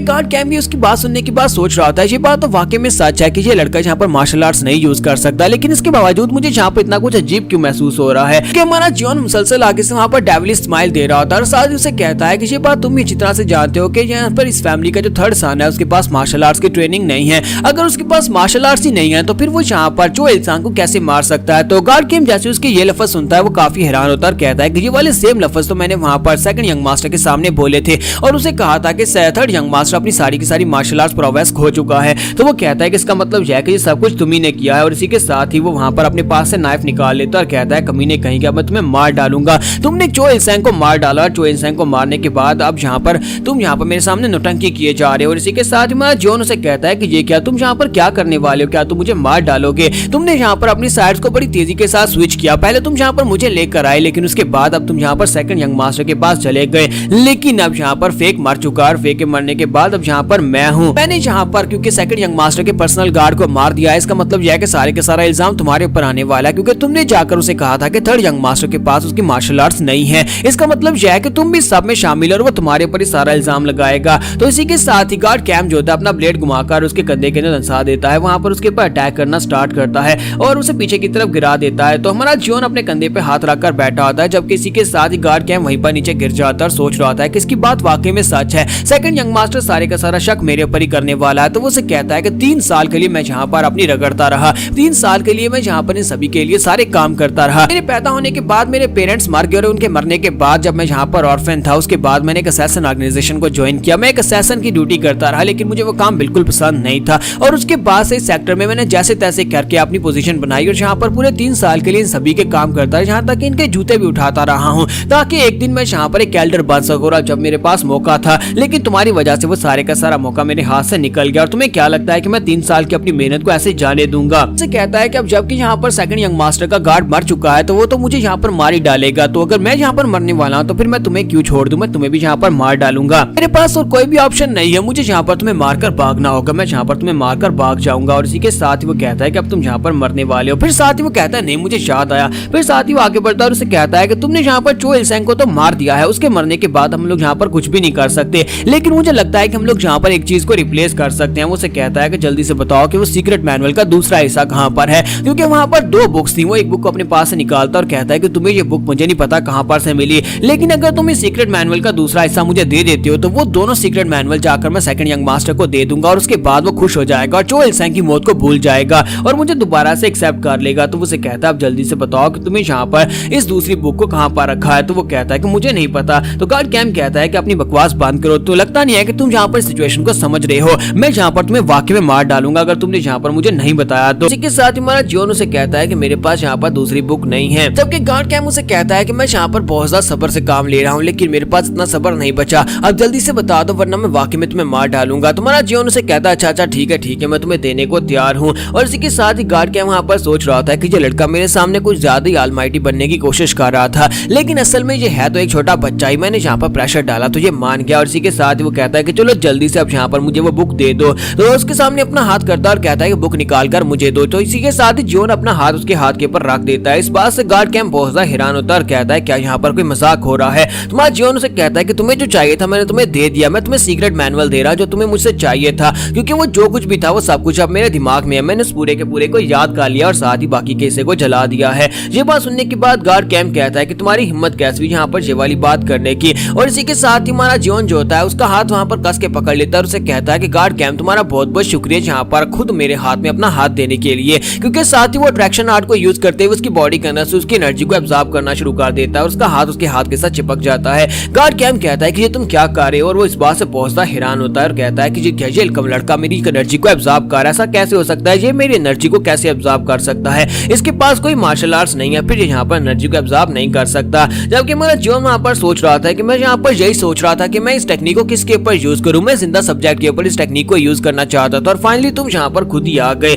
और इसी के साथ ही वो वहाँ पर जोर जोर से हंसना शुरू कर देता और कहता है कि तुम यहाँ पर मेरे पहले टेस्ट सब्जेक्ट हो जिसके ऊपर मैं यहाँ पर इस टेक्निक को यूज कर रहा हूँ कि मैं किसी जिंदा इंसान की बॉडी के अंदर से उसकी एनर्जी को एब्जॉर्ब कर सकता हूँ या नहीं। तो मैं इसके लिए तुम्हारा बहुत ज्यादा ग्रेटफुल हूँ, तुम्हारा बहुत बहुत शुक्रिया। जब किसी के साथ ही गार्ड कैम अपना ब्लेड उठाता है और उसे कहता है कि मुझे छोड़ो, और साथ ही वो उसके बाजू के अंदर अपना ब्लेड मारना शुरू कर देता है। वो बार बार अपने डैगर के साथ उसके बाजू के ऊपर अटैक कर रहा होता है, लेकिन हमारे जियोन को वहां पर दर्द का एहसास नहीं हो रहा होता। हालांकि उसे बहुत सारे कट्स लग रहे होते हैं, लेकिन वो बिल्कुल ही वहां पर हिलता भी नहीं है और उसकी एनर्जी को एब्जॉर्ब करते जाता है। यहाँ तक कि गार्ड कैम जो होता है अपनी इंटरनल एनर्जी को यूज करते हुए उसे पीछे की तरफ धक्का देता है और साथ उसे एक जबरदस्त किक मार कर पीछे दीवार के साथ पटका देता है और अपने आप को वहां पर पूरी तरह से ड्राई होने से बचा लेता है, क्योंकि अगर वो इस तरह से यहाँ पर उसकी एनर्जी को सक करता रहता तो एंड के ऊपर उसके पास बिल्कुल एनर्जी ही नहीं बचती। तो गार्ड कैम भी इस बात से काफी ज्यादा घबरा जाता है और कहता है कि ये लड़का ये वाकई में एक मॉन्स्टर है। कुछ ही दिनों में ये लड़का इस हद तक पहुंच चुका है कि ये मेरी एनर्जी को चोरी कर सकता है। जॉन वहां पर उसे कहता है तो अब फाइनली मुझे समझ आई कि फर्स्ट रेट के मार्शल आर्टिस्ट कितने स्ट्रॉन्ग होते हैं। तुम तो वाकई में एक फर्स्ट रेट के मार्शल आर्टिस्ट हो। मुझे लगता है कि मुझे यहाँ पर अपने आप को और ज्यादा बेहतर बनाना होगा। साथ ही वो कहता है मुझे लगता है कि अब यहाँ पर मेरे पास और कोई चॉइस ही नहीं है, मुझे यहाँ पर कोई और तरीका ढूंढना होगा तुम्हें मारने के लिए। और ये बात सुनने के बाद गार्ड कैम कहता है कि तुम्हें क्या लगता है कि तुम यहाँ पर किसी छोटी मोटी ट्रिक को यूज करके मुझे मार पाओगे? क्या तुम यहाँ पर मुझे मार सकते हो? तुम्हारे जैसे इस लायक नहीं है कि मुझे मार सके। और इसी के साथ ही वो फिर से अपनी वेपन को लेकर उसके ऊपर अटैक करने के लिए आगे बढ़ता है। वो बड़ी तेजी के साथ भागता हुआ अपना वेपन लेकर उसके करीब पहुंच जाता है, जबकि दूसरी तरफ से हमारा जियोंग जो होता है वो अपने डिमोनिक मॉन्क से कहता है कि डीमन मॉन्क चलो जल्दी से आगे बढ़ो, इसका हाथ पकड़ लो। डीमन मॉन्क जो होता है बड़ी तेजी के साथ वहां पर से बाहर निकलता है और उसका हाथ पकड़ लेता है। जब उसका हाथ पकड़ लेता है तो इसी के साथ ही गार्ड कैम कहता है कि यहाँ पर अचानक से हुआ क्या, मेरा हाथ अपने आप कैसे रुक गया, मैं आगे क्यों नहीं बढ़ा। और उसका ब्लेड भी उसके हाथ से छूट जाता है और उसका ब्लेड जो होता है वो जॉन के हाथ में आ जाता है। हमारा जॉन उसे कहता है कि तुमने कहा था कि मैं यहाँ पर गंदी ट्रिक्स को चल रहा हूँ, तो मैं यहाँ पर तुम्हें एक और अपनी गंदी ट्रिक दिखाने वाला हूँ। लेकिन अफसोस कि तुम इस ट्रिक को देख नहीं सकते, क्योंकि वहाँ पर उसका डीमन मॉन्क होता है। डीमन मॉन्क ने उसका हाथ पकड़ रखा होता है और उसका हाथ पकड़कर वहाँ पर उसको दबा रहा होता है और इस बात से वो बहुत ज्यादा हैरान हो रहा होता है। तो गार्ड कैम कहता है कि यहाँ पर हो क्या रहा है। तुम्हारा जॉन उसे कहता है कि मैं यहाँ पर तुम्हारी चीजें तुम्हें वापस करना चाहता हूँ, तुम्हारा ब्लेड और साथ में तुम्हारी इंटरनल एनर्जी। और इसी के साथ ही हमारा जॉन जो होता है अपने हाथ के अंदर इंटरनल एनर्जी को रिलीज करता है, की पावर को रिलीज करता है और उस ब्लेड के अंदर इम्ब्यूट करने के बाद उस ब्लेड को उसकी बॉडी के अंदर धंसा देता है। तो वो उसे कहता है कि ये लो, ये दोनों चीजें तुम्हारी थी और मैंने ये दोनों चीजें तुम्हें वापस कर दी हैं। और गार्ड कैम वहीं पर जोर जोर से चिल्लाना शुरू कर देता है। डीमन मॉन्क साथ उसको वहां पर छोड़ देता है। डीमन मॉन्क के छोड़ने के साथ ही वो पीछे की तरफ फटना शुरू होता है, उसकी बॉडी से ब्लड बह रहा होता है और साथ ही वो कहता है कि मुझे जल्दी से जल्दी कुछ करना होगा। इस कमीने लड़के ने मेरी बॉडी के अंदर जहाँ पर ब्लेड धंसाया वो जगह बिल्कुल ही ठीक नहीं है। अगर मैंने यहाँ पर गलती से गलत तरीके से यहाँ पर इस ब्लेड को बाहर निकाल दिया तो ब्लीडिंग की वजह से मैं मर भी सकता हूँ। इसी वजह से मुझे यहाँ पर कुछ और करना होगा, मुझे अपनी इंटरनल एनर्जी के साथ इंटरनल ब्लीडिंग को रोकना होगा। मुझे लगता है कि ये लड़का यहाँ पर किसी दूसरी दुनिया की पावर्स को यूज कर रहा है, इसी वजह से मेरा हाथ वहाँ पर रुक गया था। मुझे लगता है कि इसने यहाँ पर किसी डिमोनिक पावर को यूज किया है। मैं भी बहुत बड़ा बेवकूफ हूँ जो मैंने यहाँ पर थर्ड यंग मास्टर की जगह के ऊपर इस जैसे लड़के को यहाँ पर चूज किया। और मुझे यहाँ पर आने के बाद एक और बड़ी गलती ये होगी कि मैंने सेकंड यंग मास्टर का साथ दे दिया, जबकि मैं इस लड़के के साथ ही रहकर यहाँ पर वो सब कुछ अचीव कर सकता था। लेकिन अब जो होना था वो तो हो चुका है। और इसी के साथ ही वो उसे कहते हैं चाहे कुछ भी हो जाए लेकिन तुम तो यहाँ पर मरने वाले हो, क्योंकि तुम्हारी बॉडी के अंदर मेरा दिया हुआ पॉइजन है और उस पॉइजन का तोड़ सिर्फ और सिर्फ मेरे पास है। अगर मैं यहाँ पर तुम्हें उसका एंटीडोट नहीं दूंगा तभी तुम यहाँ पर मरने वाले हो। तुम्हारा जीवन जो होता है आगे से हंसना शुरू कर देता है और कहता है कि अच्छा ठीक है, फिर चलो यहाँ पर उस पॉइजन का एक्टिवेट करो और मुझे यहाँ पर मार कर दिखाओ। और इसी के साथ ही गार्ड कैम कहते हैं कि ये लड़का यहाँ पर क्या सोच रहा है। फिर साथ ही वो कहता है कि मैं यहाँ पर तुम्हारे साथ निगोशिएट करना चाहता चाहता हूँ। तो हमारा जॉन कहता है कि मैं तुम्हारे साथ निगोशिएट क्यों करूंगा। तो वो उसे कहता है कि अगर हम लोग यहाँ पर इस तरह फाइट करते रहे तो दोनों यहाँ पर हार जाएंगे। मेरी बॉडी के अंदर तुम्हारा ब्लेड है और मैं अगर इसे गलती से गलत तरीके से निकालता हूँ तो मैं मारा जाऊंगा। तुम्हारी बॉडी के अंदर मेरा पॉइजन है जिसकी वजह से तुम भी यहाँ पर मारे जाओगे अगर मैंने यहाँ पर तुम्हें उसका एंटीडोट नहीं दिया। तो वो उसे कहता है कि मैं यहाँ पर तुम्हें पैसे दूंगा और साथ ही तुम्हें यहाँ पर एंटीडोट भी दूंगा और उसके बाद तुम यहाँ पर से चले जाना। इस बदले में मुझे यहाँ पर वो सीक्रेट मैनुअल दे दो। वो अंदर से सोच रहा होता है कि मैं इस लड़के को बाद में मार डालूंगा और साथ ही उसके मुंह से ब्लड निकलना शुरू हो जाता है। वहीं पर ग्राउंड के ऊपर वो गिर जाता है और कहता है कि ये कैसे हो सकता है, मेरी बॉडी के अंदर पॉइजन कहां से आ गया। तो गार्ड कैम वहां पर बहुत हैरान हो रहा होता है। तो वो अपने हाथों की तरफ देखता है, उसे महसूस होता है कि उसके ब्लड के अंदर पॉइजन है। तो वो कहता है कि तुमने यहाँ पर पॉइजन को कब यूज किया। तुम्हारा जियोन उसे कहता है कि अफसोस कि तुम्हारा डैगर जो था तुमने बार बार मेरी बॉडी के अंदर दंसाया था जिसकी वजह से मेरा खून तुम्हारे डैगर के ऊपर लगा हुआ था और जब मैंने तुम्हारा डैगर तुम्हारी बॉडी के अंदर वापस डाला तो मेरा खून तुम्हारे ब्लड के अंदर मिक्स हो गया क्योंकि मेरा खून बहुत ज्यादा जहरीला है, इसी वजह से तुम्हें पॉइजन मिल गया है। इसके साथ ही हमारा जियोन आगे बढ़ता है, जाकर खिड़की खोल देता है और उसे कहता है कि तुम्हें परेशान होने की जरूरत नहीं है, ये मेरा ब्लड है। मेरा ब्लड पॉइजन जो है ये एक बहुत ही खास पॉइजन है और ये इतनी आसानी के साथ तुम्हारी बॉडी से निकलेगा नहीं। तो ये बात सुनने के बाद गार्ड कैम उसे कहता है कि इस बात का क्या मतलब है। तुम्हारा जियोन उसे कहता है कि तुम यहाँ पर मेरे पॉइजन से मरने वाले हो और साथ ही वो उसे उस बारे में बताता है कि तुमने यहाँ पर ये कहा था कि तुम्हारा पॉइजन मेरी बॉडी के अंदर है और तुम यहाँ पर मुझे एंटीडोट दे रहे थे, लेकिन असल में मुझे यहाँ पर किसी एंटीडोट की जरूरत है ही नहीं। मैं बचपन से अपने ग्रैंडफादर के साथ माउंटेन के ऊपर जड़ी बूटियां इकट्ठी करता रहा और मुझे पता था कि तुमने इस पॉइजन को कौन कौन सी जड़ी बूटी को मिक्स करके बनाया है और वो सारी की सारी जड़ी बूटियां मैं पहले अपनी जिंदगी में बहुत बार इस्तेमाल कर चुका हूँ। इसी वजह से अब कोई भी पॉइजन मेरे पर काम नहीं करता, यहाँ तक कि मेरा अपना ब्लड यहाँ पर एक बहुत ही लीथल पॉइजन बन चुका है। और साथ ही वो उसे कहता है कि तुम्हें पता है कि मैंने यहाँ पर विंडो क्यों ओपन की है। मैंने यहाँ पर तुम्हारे लिए विंडो को ओपन किया है ताकि तुम यहाँ पर जल्दी ना मरो, क्योंकि जितना ज्यादा तुम अपनी बॉडी को ठंडा रखोगे मेरा पॉइजन उतना ही कम तुम्हारे पर असर करेगा, लेकिन इवेंचुअली तुम्हें यहाँ पर मरना तो पड़ेगा ही। और इसी के साथ ही वो अपना हाथ आगे बढ़ाता है और उसे कहता है कि जियोन जियोन प्लीज यहाँ पर मुझे छोड़ दो, मेरे पर तरस खाओ। तुम्हारा जियोन से वहां पर भीख मांगना शुरू कर देता है और कहता है कि प्लीज यहाँ पर मेरे पर तरस खा लो, मुझे छोड़ दो, मैं यहाँ पर तुम्हारे सामने अपनी वफादारी साबित करूंगा। मैं कसम खाता हूँ कि मैं यहाँ पर तुम्हारा वफादार रखूंगा और मैं हमेशा तुम्हारा साथ दूंगा चाहे कुछ भी हो जाए। अगर तुम चाहो तो मैं यहाँ पर तुम्हारे जूते चाटने को भी तैयार हूँ, मैं कुछ भी करूंगा, लेकिन मुझे बचा लो, मुझे मरना नहीं है। तुम्हारा जियोन उसकी बात सुनने के बाद वहां पर उसे कहता है तुम्हारे जैसा एक इंसान जिसने यहाँ पर अपना पासा बदल लिया, तुम यहाँ पर मुझे अपने साथ लेकर आए और उसके बाद तुमने सेकंड यंग मास्टर का साथ देना शुरू कर दिया। इसका मतलब यह है कि तुम्हारे पर भरोसा नहीं किया जा सकता। हम लोग एक दूसरे के साथ मिलकर काम कर सकते थे, लेकिन अफसोस कि तुमने यहाँ पर मुझे धोखा दिया। और इसी के साथ ही वो उसी ब्लेड को दोबारा से उसकी बॉडी के अंदर दंसा देता है जिसकी वजह से उसके मुंह के अंदर से और भी ज्यादा ब्लड निकलना शुरू हो जाता है। और इसी के साथ ही देखते ही देखते गार्ड कैम जो होता है वहीं पर ग्राउंड के ऊपर गिरता है और वहीं पर मर जाता है। गार्ड कैम के मरने के बाद वो ब्लेड जो होता है उसकी बॉडी के अंदर दंसा होता है। तुम्हारा जियोन कहता है कि चलो शुक्र है कि मैंने यहाँ पर एक मुश्किल तो हल कर ली,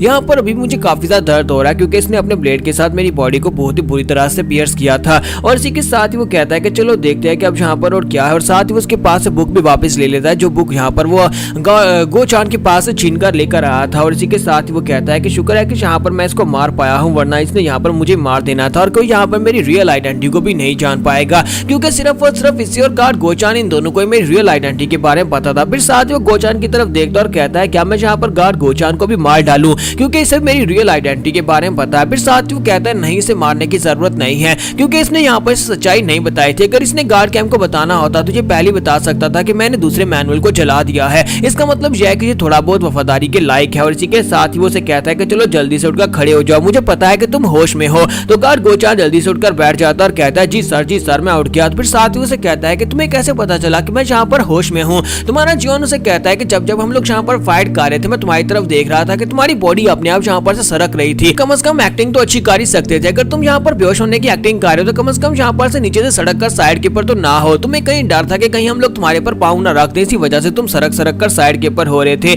तो वो कहता है इसका मतलब यह है कि आपने मुझे पहले पकड़ लिया। फिर साथ ही हमारा जियोन उसे कहता है मुझे लगता है कि तुम्हें यहाँ पर सीक्रेट्स रखना आते हैं, इसी वजह से मैं तुम्हें जिंदा छोड़ देता हूँ, इसी वजह से अब तुम मुझे काफी पसंद आने लगे हो। तो गोचान उसे कहता है कि सर आपका बहुत बहुत शुक्रिया। और इसी के साथ ही हमारा जियोन उसे कहता है कि अब जल्दी से जाओ, जाकर अपना मिशन पूरा करो। अगर कोई क्लोज है तो उसे यहाँ पर अंदर मत आने देना, किसी को भी अंदर मत आने देना। मैं गार्ड काम की बॉडी को यहाँ पर खुद ही ठिकाने लगाता हूँ। वो कहता है जी सर, वो बाहर चला जाता है। और उसके बाद हमारा जियोन जो होता है वो कहता है कि चलो अब यहाँ पर इसकी बॉडी के अंदर से इसकी स्पिरिचुअल एनर्जी को ले लेते हैं। और इसी के साथ ही मरे हुए गार्ड कैंप की बॉडी के ऊपर वह हाथ रखता है और साथ ही शैटरिंग टेक्निक को यूज करते हुए उसकी बॉडी के अंदर से एनर्जी को एब्जॉर्ब करना स्टार्ट करता है। तुम्हारा जियोन कहता है कि मुझे महसूस हो रहा है मेरी बॉडी के अंदर एनर्जी आ रही है, लेकिन मुझे वो कोल्ड ऑमनियस एनर्जी अभी भी यहाँ पर बिल्कुल महसूस नहीं हो रही कि वो यहाँ पर मेरी बॉडी के अंदर क्या कर रही है। हमारे जियोन को वहाँ पर वो ब्लैक कलर की एनर्जी भी महसूस हो रही होती है जो कि यहाँ पर गार्ड कैंप की बॉडी के अंदर से निकल रही होती है। तो जॉन कहता है कि मुझे लगता है कि वो डेथ की है जो कि यहाँ पर मरे हुए लोगों की बॉडी के अंदर से निकलती है, या फिर जब लोगों को मारा जाता है तब वो ब्लैक कलर की एनर्जी निकलती है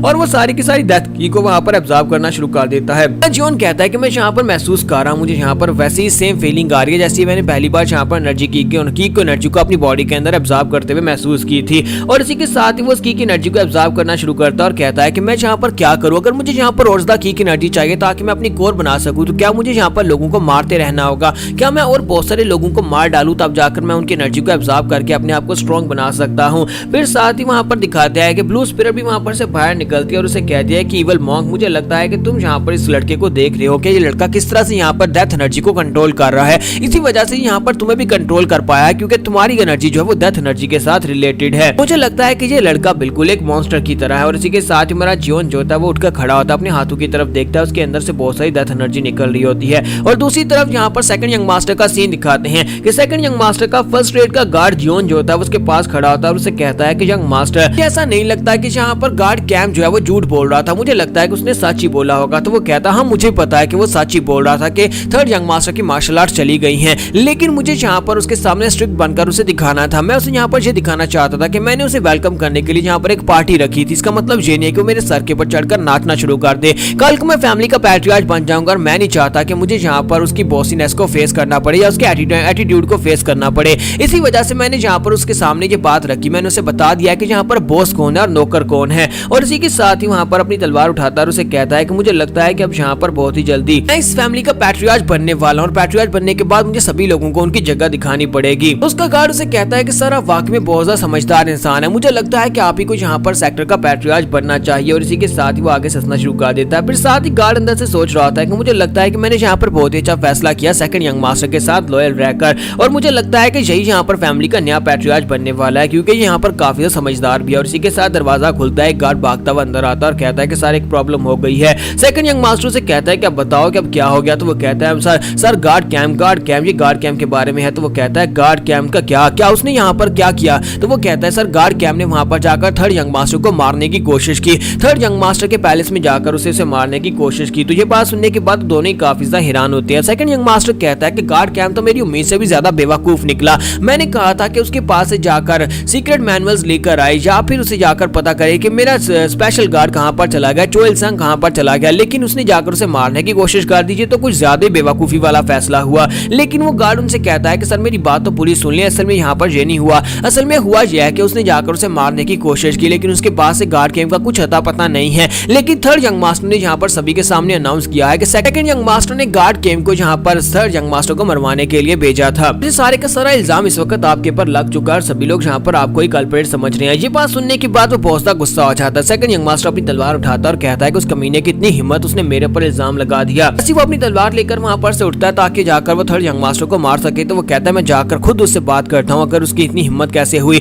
लेकिन उसका सेकंड यंग गार्ड जो होता है उसे वहां पर रोक लेता है और उसे कहता है कि सेकंड यंग मास्टर यहीं पर रुक जाए, प्लीज ऐसा मत करें, आपको जज्बाती होकर फैसला लेने की जरूरत नहीं है। अगर आप इस वक्त वहां पर जाएंगे और जाकर उसके ऊपर अटैक करेंगे ये बात तो फिर सभी लोगों को सच ही लगेगी कि वाकई में आपने यहाँ पर उसे मरवाने की कोशिश की है। सेकंड यंग मास्टर से कहता है तुम यहाँ पर क्या चाहते हो कि मैं हाथ पर हाथ धरकर बैठ जाऊं, यही तो वो चाहता है। मुझे लगता है कि इस वक्त मेरा थर्ड ब्रदर बहुत ज्यादा खुश हो रहा होगा कि मैं यहाँ पर उसके खिलाफ कुछ कर भी नहीं सकता। तो इसी के साथ उसका गार्ड उसे कहता है कि सर मैंने कब कहा कि आप यहाँ पर कुछ ना करें, हम लोग यहाँ पर अपने हाथ क्यों गंदे करें जबकि हमारे लिए कोई दूसरा ये काम कर सकता है। तो उसे कहता है कि इस बात का क्या मतलब है। तो इसी के साथ उसका फर्स्ट गार्ड उसे बताता है कि मैं यहाँ पर आपको एक तरीका बताता हूँ जिससे भैंस भी मर जाएगी और लाठी भी नहीं टूटेगी। और इसी के साथ ही उसे बताता है कि आपको पता होगा कि गार्ड कैम जो था कभी एक असैसन रह चुका है और असैसन्स के अंदर एक रूल होता है जिसे एक कोड को फॉलो करते हैं। वो ये होता है कि जब वो किसी मिशन को लेते हैं उस मिशन को पूरा करते हैं हमें बस जाकर उनकी असैसन ऑर्गेनाइजेशन से बात करनी होगी, उनको बताना होगा कि उनका असैसन जो है वो एक मिशन में फेल हो गया। अब जबकि उनका असैसन एक मिशन में फेल हो गया इसका मतलब यह है कि उनकी रेपुटेशन का सवाल है। वो जब किसी बंदे को मारने की ठान लेते हैं तो उसे मार कर ही रहते हैं, चाहे उन्हें यहाँ पर कितने सैक्रिफाइसेस क्यों ना देने पड़े।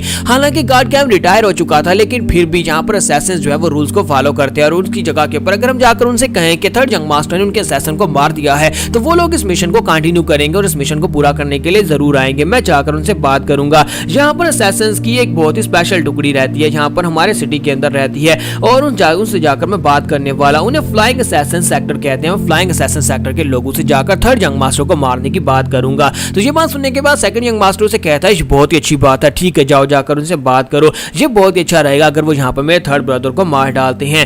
नेक्स्ट सीन जॉन का दिखाया जाता है कि जॉन अपने रूम के अंदर बैठा होता है, वहां पर सारी की सारी स्पिरिचुअल एनर्जी जो कि गार्ड कैंप से उसने ऑब्जर्व की होती है, और सारी एनर्जी को अपनी बॉडी के अंदर कोर बनाने के लिए यूज कर रहा होता है। उसे लगता है कि वो यहाँ पर कोर बना पाएगा, क्योंकि यहाँ पर उसके पास दोनों सीक्रेट मैनुअल्स थे और दोनों सीक्रेट मैनुअल्स के तरीकों को फॉलो करने के बाद वो यहाँ पर कोर बनाने की कोशिश कर रहा होता है, लेकिन वो फेल हो जाता है। सारी एनर्जी कोर के इर्द गिर्द पहुंचने के बाद डिसिपेट हो जाती है और वो कहता है कि ये क्या, मैं यहाँ पर कितनी बार अटेम्प्ट कर चुका हूँ, कितनी बार कोर बनाने की कोशिश कर चुका हूँ, लेकिन मैं हर बार फेल हो जाता हूँ। जैसे मैं एंड के ऊपर पहुंचता हूँ जहाँ पर मेरी कोर बनने वाली होती है, उस वक्त मैं फेल हो जाता हूँ, मैं कहाँ पर गलती कर रहा हूँ। तो वो गोचान से कहता है गोचान अंदर आओ। तो गोचान अंदर आता है तो उससे पूछता है कि मुझे एक बात बताओ कि यहाँ पर मैं अपनी एनर्जी कोर क्यों नहीं बना पा रहा। जब भी मैं यहाँ पर की एनर्जी को अपनी बॉडी में ऑब्जर्व करता हूँ तो वो डिस्पर्स हो जाती है, क्या तुम्हें इस बारे में कुछ पता है। के साथ ही गोचान उसे कहता है कि जरा मुझे देखने दो, क्योंकि वो अंदर से सोच रहा होता है कि ऐसे कैसे हो सकता है कि इसने मार्शल आर्ट्स के बारे में कुछ भी नहीं सीखा और एक ही रात में यहाँ पर इसने अपनी एनर्जी को सर्कुलेट करना शुरू कर दिया है। पहले वो सोच रहा होता है कि मैं यहाँ पर चिल्लाकर इसे कहता हूँ कि क्या बकवास हो रही है, तुम्हें क्या लगता है कि तुम यहाँ पर एक ही रात में मार्शल आर्टिस्ट बन सकते हो और कोर बना सकते हो। साथ ही वो कहता है अगर मैं ऐसी बात कहूंगा तो ये तो मुझे बहुत ही बुरी तरह से पीटेगा, और इसी के साथ ही उसे कहता है कि यंग मास्टर मैं यहाँ पर चेक करता हूँ। तो वो कहता है क्या तुम इसे चेक कर सकते हो। तो वो कहता है हाँ मैं इसे चेक कर सकता हूँ, प्लीज मेरे साथ हैं। मैं यहाँ पर अपनी की एनर्जी को आपकी बॉडी के अंदर डालूंगा और चेक करूंगा कि आपकी बॉडी के अंदर कहीं पर की कोई ब्लॉकेज तो नहीं है जिसकी वजह से आप यहाँ पर अपनी एनर्जी को सर्कुलेट नहीं कर पा रहे और आपकी कोर नहीं बन पा रही।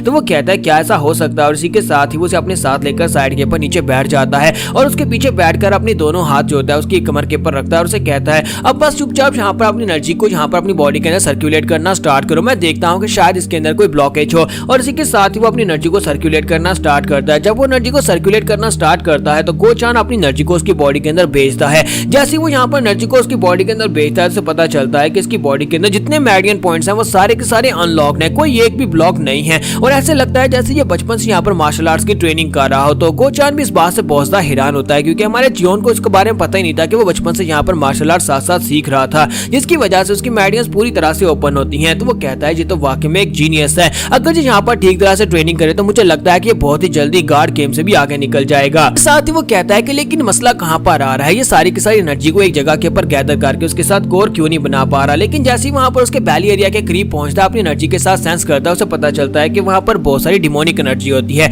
वो सारी की सारी ब्लैक की वहाँ पर उस जगह के ऊपर जमा होती है। और जैसे ही वहाँ पर उस ब्लैक की को देखता है इसी के साथ उसे झटका लगता है और वो अपने हाथ पीछे की तरफ खींच लेता है और जल्दी से उठकर खड़ा हो जाता है। तो वो उसे कहता है कि क्या हुआ, क्या तुम्हें यहाँ पर कुछ पता चला। तो गोचान उसे कहता है कि क्या यंग मास्टर क्या आपको भी यहाँ पर कुछ फील हुआ। तो वो कहता है हाँ मुझे तो यहाँ पर हर बार फील होता है, लेकिन क्या तुम बताओ कि मैं यहाँ पर अपनी कोर क्यों नहीं बना पा रहा। तुम्हारा जियोन उसे कहता है कि तुम यहाँ पर अपनी कोर इसलिए नहीं बना पा रहे क्योंकि मुझे यहाँ पर तुम्हारी बॉडी के अंदर एक फॉरेन एनर्जी दिखाई दी, एक ब्लैक कलर की थी जो कि वहाँ पर कोर एरिया के करीब थी, जो कि तुम्हारी इस दूसरी की पावर को वहाँ पर गैदर नहीं होने दे रही, वहाँ पर उसे डिस्पर्स कर रही है। ये तो नहीं पता कि वो ब्लैक कलर की क्या थी, लेकिन वही है जो कि यहाँ पर तुम्हें कल्टीवेट करने नहीं दे रही। तो वो कहता है अच्छा तो ये वही गोल्ड एनर्जी है जो मैं पहले यहाँ पर सेंस कर रहा था, वो ब्लैक कलर की एनर्जी जो मैंने यहाँ पर गार्ड कैंप की बॉडी के अंदर से भी ऑब्जर्व की थी। अगर वो ब्लैक कलर की जो है वो मुझे यहाँ पर कोर बनाने नहीं देगी तो इसका मतलब यह है कि मुझे गिव अप करना पड़ेगा, मैं एक मार्शल आर्टिस्ट नहीं बन सकता। और इसी के साथ ही गोचान वहाँ पर सोच रहा था। गोचान कहता है कि यहाँ पर तुम्हारी की पावर डिस्पर्स हो रही है तो मुझे लगता है कि शायद तुम्हें यहाँ पर रिवर्स टेक्निक को यूज करना चाहिए। अगर तुम यहाँ पर अपनी की पावर को रिवर्स तरीके से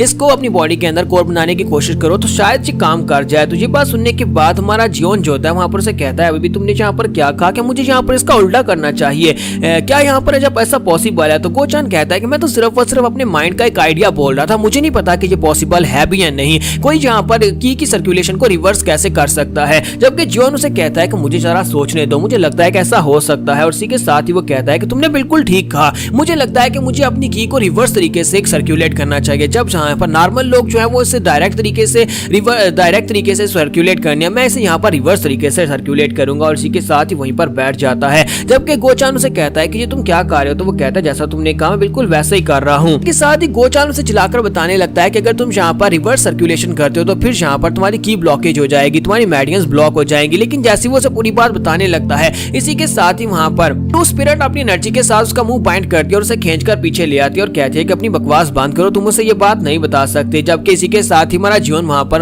कल्टीवेशन स्टेट के अंदर चला जाता है। तो ब्लू स्पिरिट उसे कहती है खामोश हो जाओ, तुम यहाँ पर इसको ये बात नहीं बताओगे, क्योंकि असल में वो यहाँ पर अपनी एक दाव पार होती है। उसे लगता है कि अगर वो यहाँ पर रिवर्स कल्टीवेशन के दौरान अपनी मेरिडियंस को ब्लॉक कर लेता है तो उसकी बॉडी के अंदर जो ब्लैक डेथ की एनर्जी है वो एक्सप्लोड हो जाएगी और ये लड़का यहीं पर मर जाएगा। और अगर ये लड़का कल्टीवेशन करते वक्त खुद मरता है तो इसका मतलब यह है कि उन दोनों के दरमियान में फेमिलियर बॉन्ड टूट जाएगा और ब्लू स्पिरिट जो है वो आजाद हो जाएगी। स्पिरिट कहती है जब एक फेमिलियर स्पिरिट जो होती है वो किसी इंसान के साथ बॉन्डिंग करती है, तो जब इंसान जो है वो किसी दूसरे के हाथ से मरता है तब यहाँ पर उसकी स्पिरिट भी उसके साथ मर जाती है। लेकिन अगर वो इंसान कल्टीवेट करते हुए खुद अपनी वजह से मर जाता है तो फेमिलियर स्पिरिट जो होती है वो आजाद हो जाती है, दोनों के दरमियान का लिंक टूट जाता है। अब बस इस लड़के को यहाँ पर कल्टीवेट करने दो। इस बेवकूफ लड़के को क्या लगता है कि यहाँ पर कल्टीवेशन की एनर्जी को रिवर्स में भी यहाँ पर अपनी बॉडी में सर्कुलेट कर सकता है, ये बहुत ही जल्दी यहाँ पर मरने वाला है। जियोन जब वहाँ पर कल्टीवेट करने के लिए बैठ जाता है, सेम टाइम के ऊपर हमें यहाँ पर लेडी सीओ के पैलेस का सीन दिखाता है कि लेडी सीओ के पैलेस में वहाँ पर एक शामन आता है और एक ये शामन जो होता है यहाँ पर हमारे थर्ड यंग मास्टर को मारने के लिए होता है। तो वो वहाँ पर आने के बाद से कहती है मेरा नाम न्यू मून है और मैं यहाँ पर शामन की तरफ, शामन यानी फिनिक्स पवेलियन की तरफ से आई और मैं एक शामन हूँ यहाँ पर उस ड्यूटी को पूरा करने के लिए आया जिसे मार्शिन पूरा नहीं कर पाया था। तो लेडी सीओ वहाँ पर सोच रही होती है कि ये क्या, इन लोगों ने यहाँ पर एक लड़की को भेज दिया जो कि यहाँ पर म्योशिन से भी काफी ज्यादा यंग लग रही है। उनका एक फेमस जवान यहाँ पर मर गया, लेकिन इसके बावजूद उन लोगों ने यहाँ पर इस बात को सीरियसली नहीं लिया।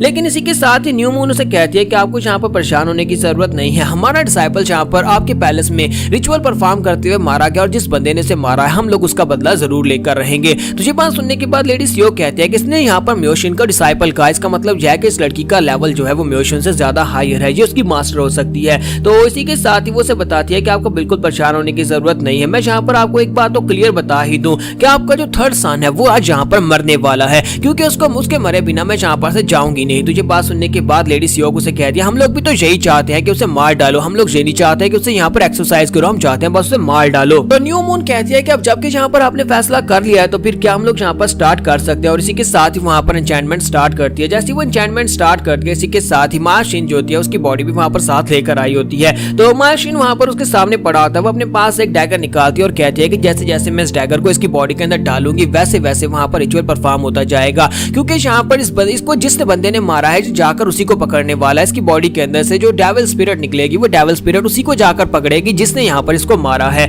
और इसी के साथ ही वो अपना नाइफ जो होता है उसकी बॉडी के अंदर दंसा देती है। जब वो मार्शिन की बॉडी के अंदर अपना नाइफ दंसाती है तो वहाँ पर से एनर्जी निकलती है और एनर्जी निकलने के साथ ही वहाँ पर डेविलिश हैंड निकलना शुरू हो जाते हैं। तो वो डेविलिश हैंड जो होते हैं वहाँ पर से सीधे थर्ड यंग मास्टर के पवेलियन की तरफ जाना स्टार्ट करते हैं। वो बड़ी तेजी के साथ थर्ड यंग मास्टर की तरफ जा रहे होते हैं। तो वो कहती है लगता है कि टारगेट उस बिल्डिंग में है, तो ये तो थर्ड यंग मास्टर का ही रूम होता है। तो वो बड़ी तेजी के साथ उस तरफ जाते हैं, जबकि यहीं पर ब्लू स्पिरिट को अंदाजा हो जाता है कि कोई चीज अंदर आ रही है और वो डेविलिश हैंड जो होते हैं ब्लू स्पिरिट के पास से गुजर जाते हैं और आगे जाने के बाद सीधा जाकर हमारे जियोंग की तरफ से होकर सीधे आगे जाकर मोंग के पास चले जाते हैं, क्योंकि मोंग ने वहां पर उसको मारा था म्योशिन को। तो इसी वजह से वो मोंग को जाकर पकड़ लेते हैं। डिमोनिक हैंड जो होते हैं मोंग को पकड़ने के बाद वहीं पर ग्राउंड के ऊपर पटका देते हैं और साथ उसके ऊपर अटैक कर रहे होते हैं। तो वो कहते हैं कि ये क्या लगता है कोई यहाँ पर रिवर्स मर्डर टेक्निक को यूज कर रहा है, यानी कि उस बॉडी को जिसको यहाँ पर मर्डर किया गया हो उसके ऊपर कोई रिचुअल परफॉर्म करके यहाँ पर उसी के कातिल को मारने की कोशिश कर रहा है। उसी तरफ लेडी सीओ बहुत ज्यादा खुश हो रही होती है और उन्हें लगता है कि जैसे जैसे यहाँ पर ये अपने डैगर को मार्शिन की बॉडी के अंदर दंसा रही है वैसे वैसे वहाँ पर दूसरी तरफ थर्ड यंग मास्टर मर रहा होगा। लेडी सीओ बहुत ज्यादा खुश हो रही होती है और कहते हैं कि बस यहाँ पर इस ब्लेड को और ज्यादा इसकी बॉडी के अंदर दंसाती जाओ, जितना ज्यादा तुम ब्लेड को मारोगे उतनी ज्यादा मुझे मजा आएगा। यहाँ पर शामन न्यू मून जो होती है वो भी बार बार अपना ब्लेड जो होती है वहाँ पर उस बॉडी के अंदर मार दी होती है, लेकिन उसे नहीं पता होता कि दूसरी तरफ थर्ड यंग मास्टर को नुकसान नहीं पहुंच रहा, बल्कि वहाँ पर उसका जो मॉन्क है इवल मॉन्क डीमन मॉन्क उसके ऊपर अटैक हो रहा है। वो बार बार अटैक किए जा रही होती है, डीमन मॉन्क के ऊपर बार बार अटैक हो रहा होता है और इसी के साथ कुछ हाथ जो होते हैं वो वहाँ पर थर्ड यंग मास्टर की तरफ भी आगे बढ़ते हैं। जैसे वो थर्ड यंग मास्टर की तरफ आगे बढ़ते हैं इसी के साथ ही ब्लू स्पिरिट गुस्सा हो जाती है और कहती है कि तुम्हें क्या लगता है कि तुम लोग यहाँ पर इस लड़के को मार सकते हो,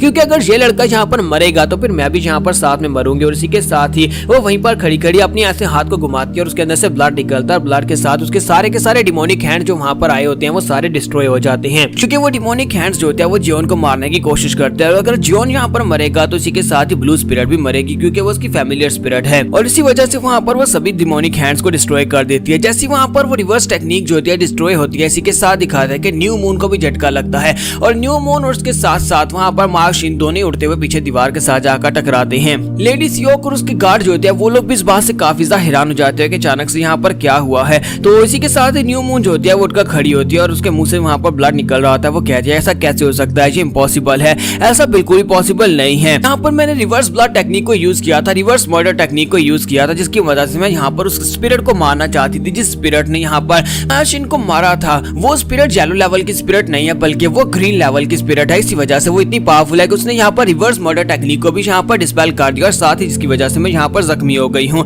और इसी के साथ ही वो कहती है कि मैडम मुझे लगता है कि अब यहाँ पर मुझे और ज्यादा पैसों की जरूरत पड़ने वाली है, क्योंकि आपने जो पेमेंट दी थी वो काफी नहीं है, हमें यहाँ पर और पेमेंट चाहिए होगी। तो ये बात सुनने के बाद लेडी सियोको से कहती है कि तुम ऐसा कैसे कह सकते हो कि हम लोग पहले यहाँ पर तुम्हें पेमेंट दे चुके हैं, हमने तुम्हें 400 सिक्के दिए थे और अब यहाँ पर तुम हमसे और ज्यादा पेमेंट मांग रही हो, क्या तुम्हें लगता है कि यहाँ पर हम लोग तुम्हें और पेमेंट देंगे? तो न्यू मून से कहती है कि मुझे लगता है कि अगर आप यहाँ पर अपना काम करवाना चाहते हो तो आपको कम से कम पूरे 1000 और सिल्वर कॉइन्स देने पड़ेंगे। अगर आप यहाँ पर 1000 और सिल्वर कॉइन्स नहीं देंगी तो फिर मैं इस काम को पूरा नहीं करूंगी, क्योंकि इस काम को पूरा करने में पहले से ज्यादा मेहनत लगने वाली है। आप यहाँ पर जिस बंदे की बात कर रही है उसके पास एक बहुत ही खतरनाक सिविल स्पिरिट है जिसे उसने पोजेस किया हुआ है, इसी वजह से उसे मारने के लिए मुझे यहाँ पर काफी ज्यादा दिक्कत होने वाली है। तो उसकी गार्ड उसे कहती है कि नहीं, हम लोग यहाँ पर तुम्हें पहले भी पैसे नहीं देने वाले, 1000 सिल्वर कॉइन के बदले में तो यहाँ पर सालों का राशन आ जाता है और तुम यहाँ पर 1000 सिल्वर कॉइन्स और मांग रही हो। तो न्यू मून उसे कहती है कि मैं यहाँ पर ये तो बिल्कुल भी एक्सपेक्ट करके नहीं आई थी, मुझे तो लगा था कि यहाँ पर येलो स्पिरिट होगी और हम लोग येलो स्पिरिट को रिवर्स मर्डर टेक्निक से मार डालेंगे,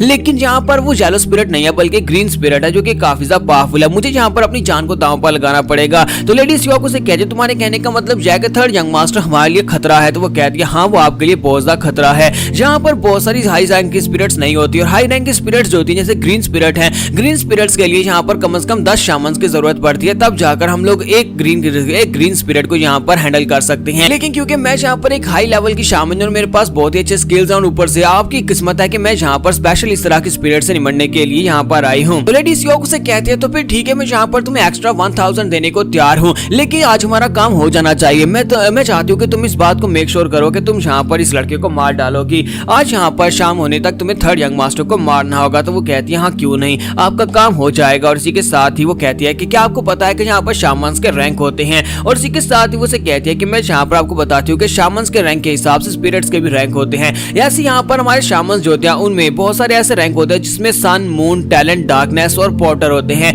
अभी मायोशिन जो थे वो एक डिसाइपल थे, इसी वजह से वो पोर्टर रैंक के ऊपर थे और मेरे पास जो इस वक्त रैंक है वो टैलेंट का रैंक है, यानी कि मैं उससे 2 लेवल हायर हूँ। इसी वजह से मैं यहाँ पर बड़ी आसानी के साथ एक ग्रीन स्पिरिट को हैंडल कर सकती हूँ। इसी के साथ ही वहाँ पर न्यू मून जो होती है अपने पास एक स्पेशल क्रीचर को रिलीज करती है। तो वो एक बहुत ही स्पेशल स्पिरिचुअल क्रीचर होता है जो कि उसकी बॉडी के अंदर से वहाँ पर से निकलता है और वहाँ पर शेप लेने के बाद वो एक बहुत ही बड़ा सा पंछी बन जाता है। तो वो बड़ा पंछी जो होता है वो उसे अपने कंधे के ऊपर बिठाकर वहाँ पर से आगे की तरफ बढ़ती है और कहती है कि मैं यहाँ पर इस तरह की फेमिलियर स्पिरिट से बहुत ही अच्छे से निपट सकती हूँ। और उन्हें कहती है कि मैं आपको यहाँ पर इस बात की गारंटी देती हूँ कि आपका जो थर्ड सन है वो यहाँ पर बच नहीं पाएगा और उसकी स्पिरिट भी नहीं बच पाएगी। और इसी के साथ ही वहाँ पर से वो बाहर निकल आती है और बाहर निकलने के बाद अपनी स्पेशल टेक्निक को रिलीज करती है। और दूसरी तरफ रूम के अंदर का सीन दिखाते हैं जहाँ पर हमारा जॉन अभी बैठा कल्टीवेट कर रहा होता है और हमारी ब्लू स्पिरिट जो होती है वहाँ पर कहती है कि देखो तो जरा किसी ने यहाँ पर आकर मेरे प्लान को फ्लॉप कर दिया। मैं तो ये सोच रही थी कि यह लड़का यहाँ पर रिवर्स टेक्निक को यूज कर रहा है, अपनी कल्टीवेशन को रिवर्स पाथ के ऊपर चला रहा है, जिसकी वजह से रिवर्स की वजह से इसकी बॉडी बस्ट हो जाएगी और जब मर जाएगा।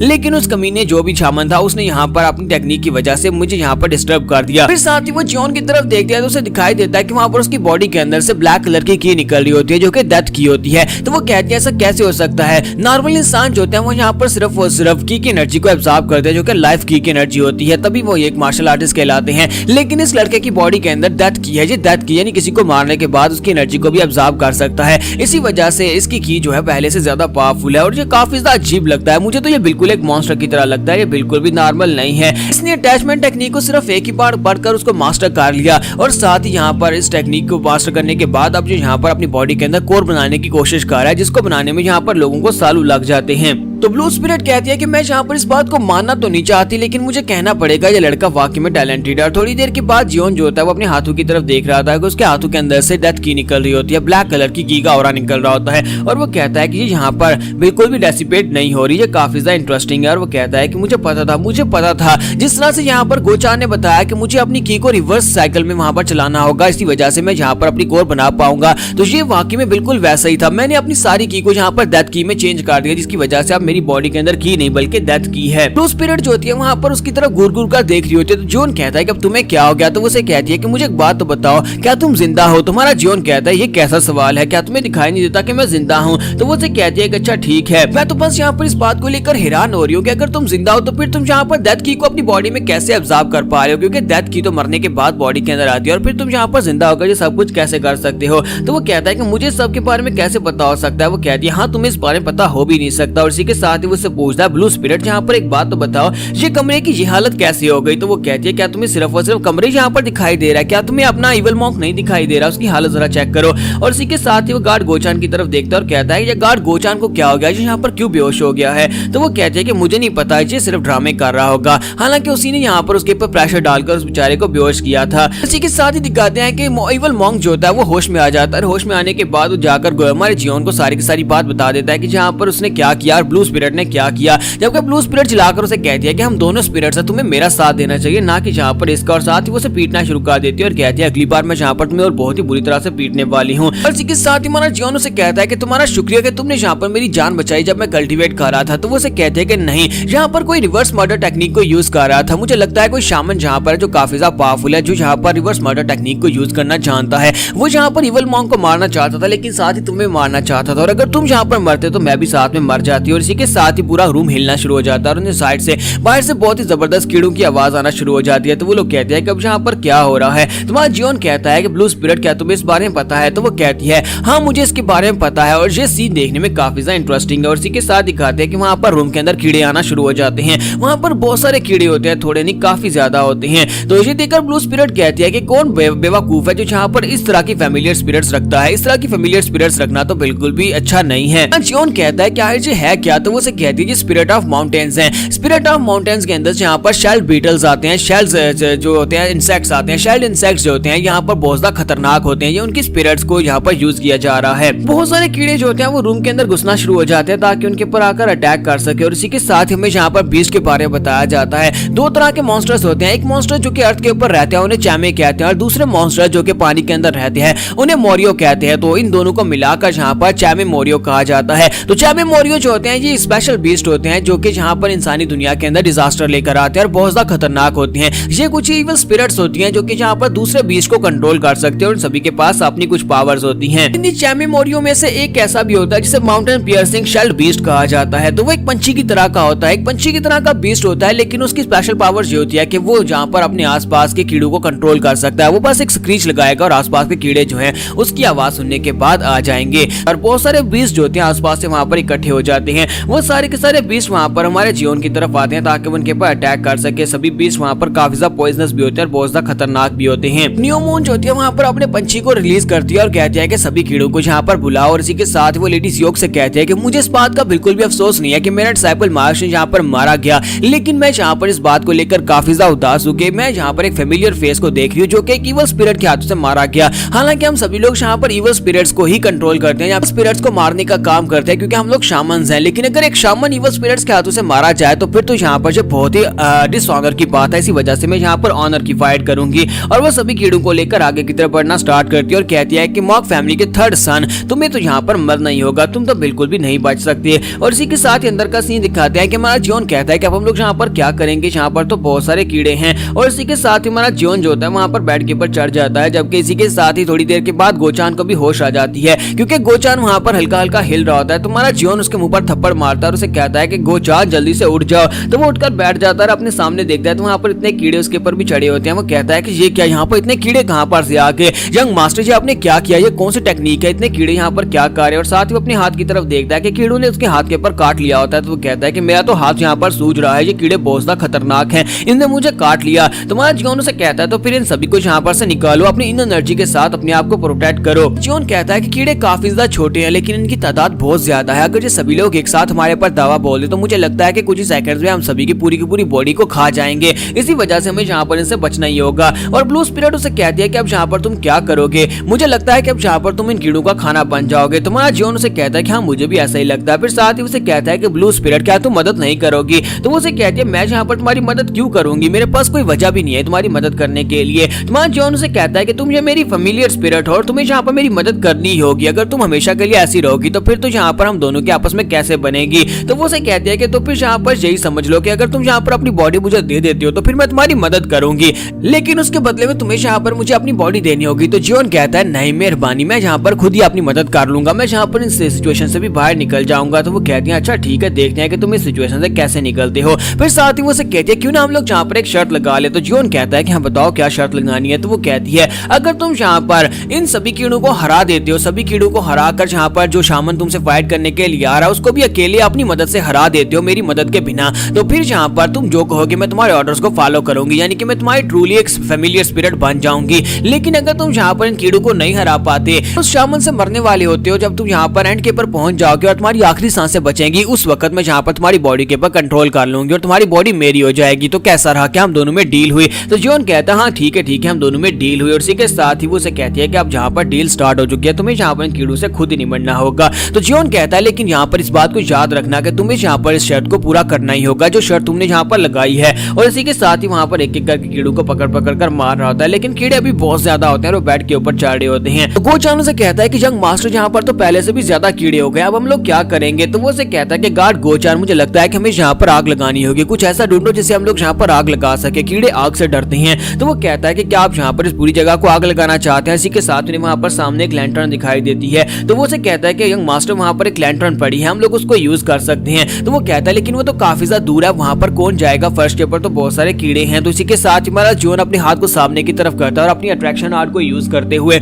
उस लैंटर्न को वहां पर से अपनी तरफ खींचता है। तो वो उड़ती हुई सीधी उसके हाथ में चली जाती है। तो हमारे जो जॉन होता है उसकी जो पुलिंग आर्ट है वो काफी ज्यादा बेहतर हो चुकी है और वो स्लाइडरिंग लैंटर्न के ऊपर से ढक्कन हटाता है और उसी के साथ ही वहां पर से एक कंबल उठाता है और कहता है कि चलो जल्दी से इसको आग लगाओ। और वो दोनों वहां पर कंबलों को आग लगाना शुरू कर देते हैं। तो वहां पर आग लगाने के बाद वो लोग कहते हैं कि लेडी सियोक ने जहां पर किसी बहुत ही पावरफुल शामन को बुलाया है, लगता है कि वो वाकई में मुझे मरा हुआ देखना चाहती है, इसी वजह से इस बार उसने यहाँ पर किसी पावरफुल शामन को बुला लिया है। हमारा जॉन कहता है कि अगर मैंने यहाँ पर इस हाउस होल्ड के ऊपर आग लगा दी तो उसके बाद आसपास के लोग भी यहाँ पर आ जाएंगे और जब बाकी के सभी लोग यहाँ पर आकर देखेंगे कि मुझे किसी शामन ने मारने के लिए मेरे पर अटैक किया था, तो वो सभी लोग भी समझ जाएंगे कि लेडी सियोक ने यहाँ पर शामन को बुलाया होगा मुझे मारने के लिए और मैं यहाँ पर एक तीर से दो शिकार करने वाला हूँ। और इसी के साथ ही यहाँ पर न्यू मून को भी दिखाता है कि न्यू मून वहाँ पर उनके करीब पहुंच जाती है, हालांकि वो अंदर नहीं होती लेकिन वो बाहर से सब कुछ देख पा रही होती है। इसी के साथ ही वो कीड़ों के साथ एक बड़ा सा टॉर्नेडो बनाती है और बड़ा सा टॉर्नेडो जो होता है वहाँ पर आग के ऊपर आकर अटैक करता है जिससे वो आग बुझ जाती है। तो इसी के साथ ही न्यू मून बाहर गैलरी की तरफ से अंदर की तरफ आ रही होती है और उनसे कहती है कि तुम्हें क्या लगता है कि तुम लोग यहाँ पर आग जलाकर मेरे कीड़ों को रिस्पेल कर सकते हो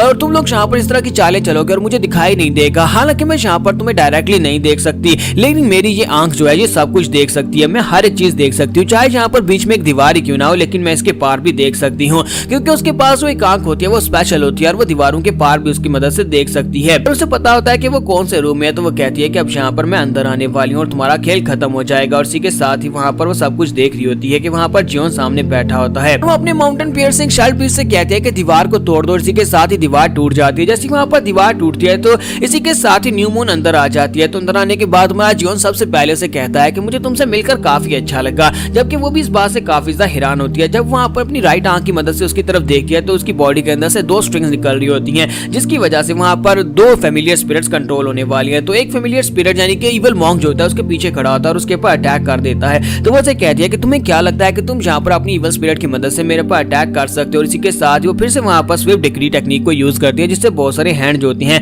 उसके ऊपर आकर गिरते हैं और इसी के साथ ही इविल मॉन्क वहीं पर ग्राउंड के ऊपर गिर जाता है। उसके वहाँ पर गिरने के बाद न्यू मून अपना पाँव उठाती है और उसके सर के ऊपर रखकर उसे दबाना स्टार्ट करती है और कहती है कि अब यहाँ पर मैं सब कुछ देख सकती हूँ, मुझे पता है कि तुम लोग क्या करने वाले हो और तुम लोग यहाँ पर क्या कर सकते हो। और इसी के साथ ही दिखाता है गोचान अपने पास से अपना नाइफ निकालता है और नाइफ लेकर उसके ऊपर अटैक करने के लिए आगे बढ़ता है। लेकिन इसी के साथ ही न्यू मून अपने पास एक चार्म निकालती है और उस चार्म की मदद से वहाँ पर स्पेशल टेक्निक को यूज करते हुए उसके ऊपर लाइटनिंग से अटैक करती है। तो जब लाइटनिंग से अटैक होता है तो इसी के साथ ही वो बेहोश हो जाता है और उसके बेहोश होने के बाद उसके हाथ से उसका नाइफ गिर जाता है और नाइफ गिरते हुए हमारा सीधे जॉन के पास आ जाता है। जॉन उस नाइफ को पकड़ता है और उसके ऊपर अटैक करने के लिए आगे बढ़ता है। जैसे हमारा जॉन उसके ऊपर अटैक करने के लिए आगे बढ़ आता है वो अपने कीड़ों को वहां पर ऑर्डर देती है और कीड़े जो होते हैं वो जॉन की तरफ आगे बढ़ते हैं और जॉन के ऊपर जाकर इतावा बोल देते हैं। सारे कीड़े एक साथ जॉन के ऊपर जाकर गिरते हैं। तुम्हारा जॉन भी वहां पर पीछे वाली दीवार के साथ जाकर पटकता है क्योंकि वो सभी कीड़े जो होते हैं उसके ऊपर चढ़ जाते हैं। तो वो उसे कहती है कि मॉक फैमिली के थर्ड यंग मास्टर, तुम्हारी किस्मत का फैसला हो चुका है, तुम्हें यहाँ पर मरना होगा क्योंकि तुमने यहाँ पर लेवल को क्रॉस किया है, तुम्हें यहाँ पर स्पिरिट्स के साथ बिल्कुल भी नहीं होना चाहिए। तो वो जो कीड़े होते हैं वो हमारे जॉन को पूरी तरह से वहां पर उसकी बॉडी को कवर कर लेते हैं और उसे लगता है कि वो सभी कीड़े जो हैं वो जॉन को मार डालेंगे। और उसकी फेमिलियर स्पिरिट यानी कि इवल मॉन्क जो होता है वहां पर ग्राउंड के ऊपर गिरा पड़ा होता है। दूसरी तरफ गोचान को दिखाते हैं कि वो भी थंडर की वजह से बेहोश हो चुका होता है। तो ये देखने के बाद वो कहती है कि मुझे लगता है कि मैंने यहाँ पर इसको हरा दिया, मुझे लगा था कि यहाँ पर एक ग्रीन स्पिरिट है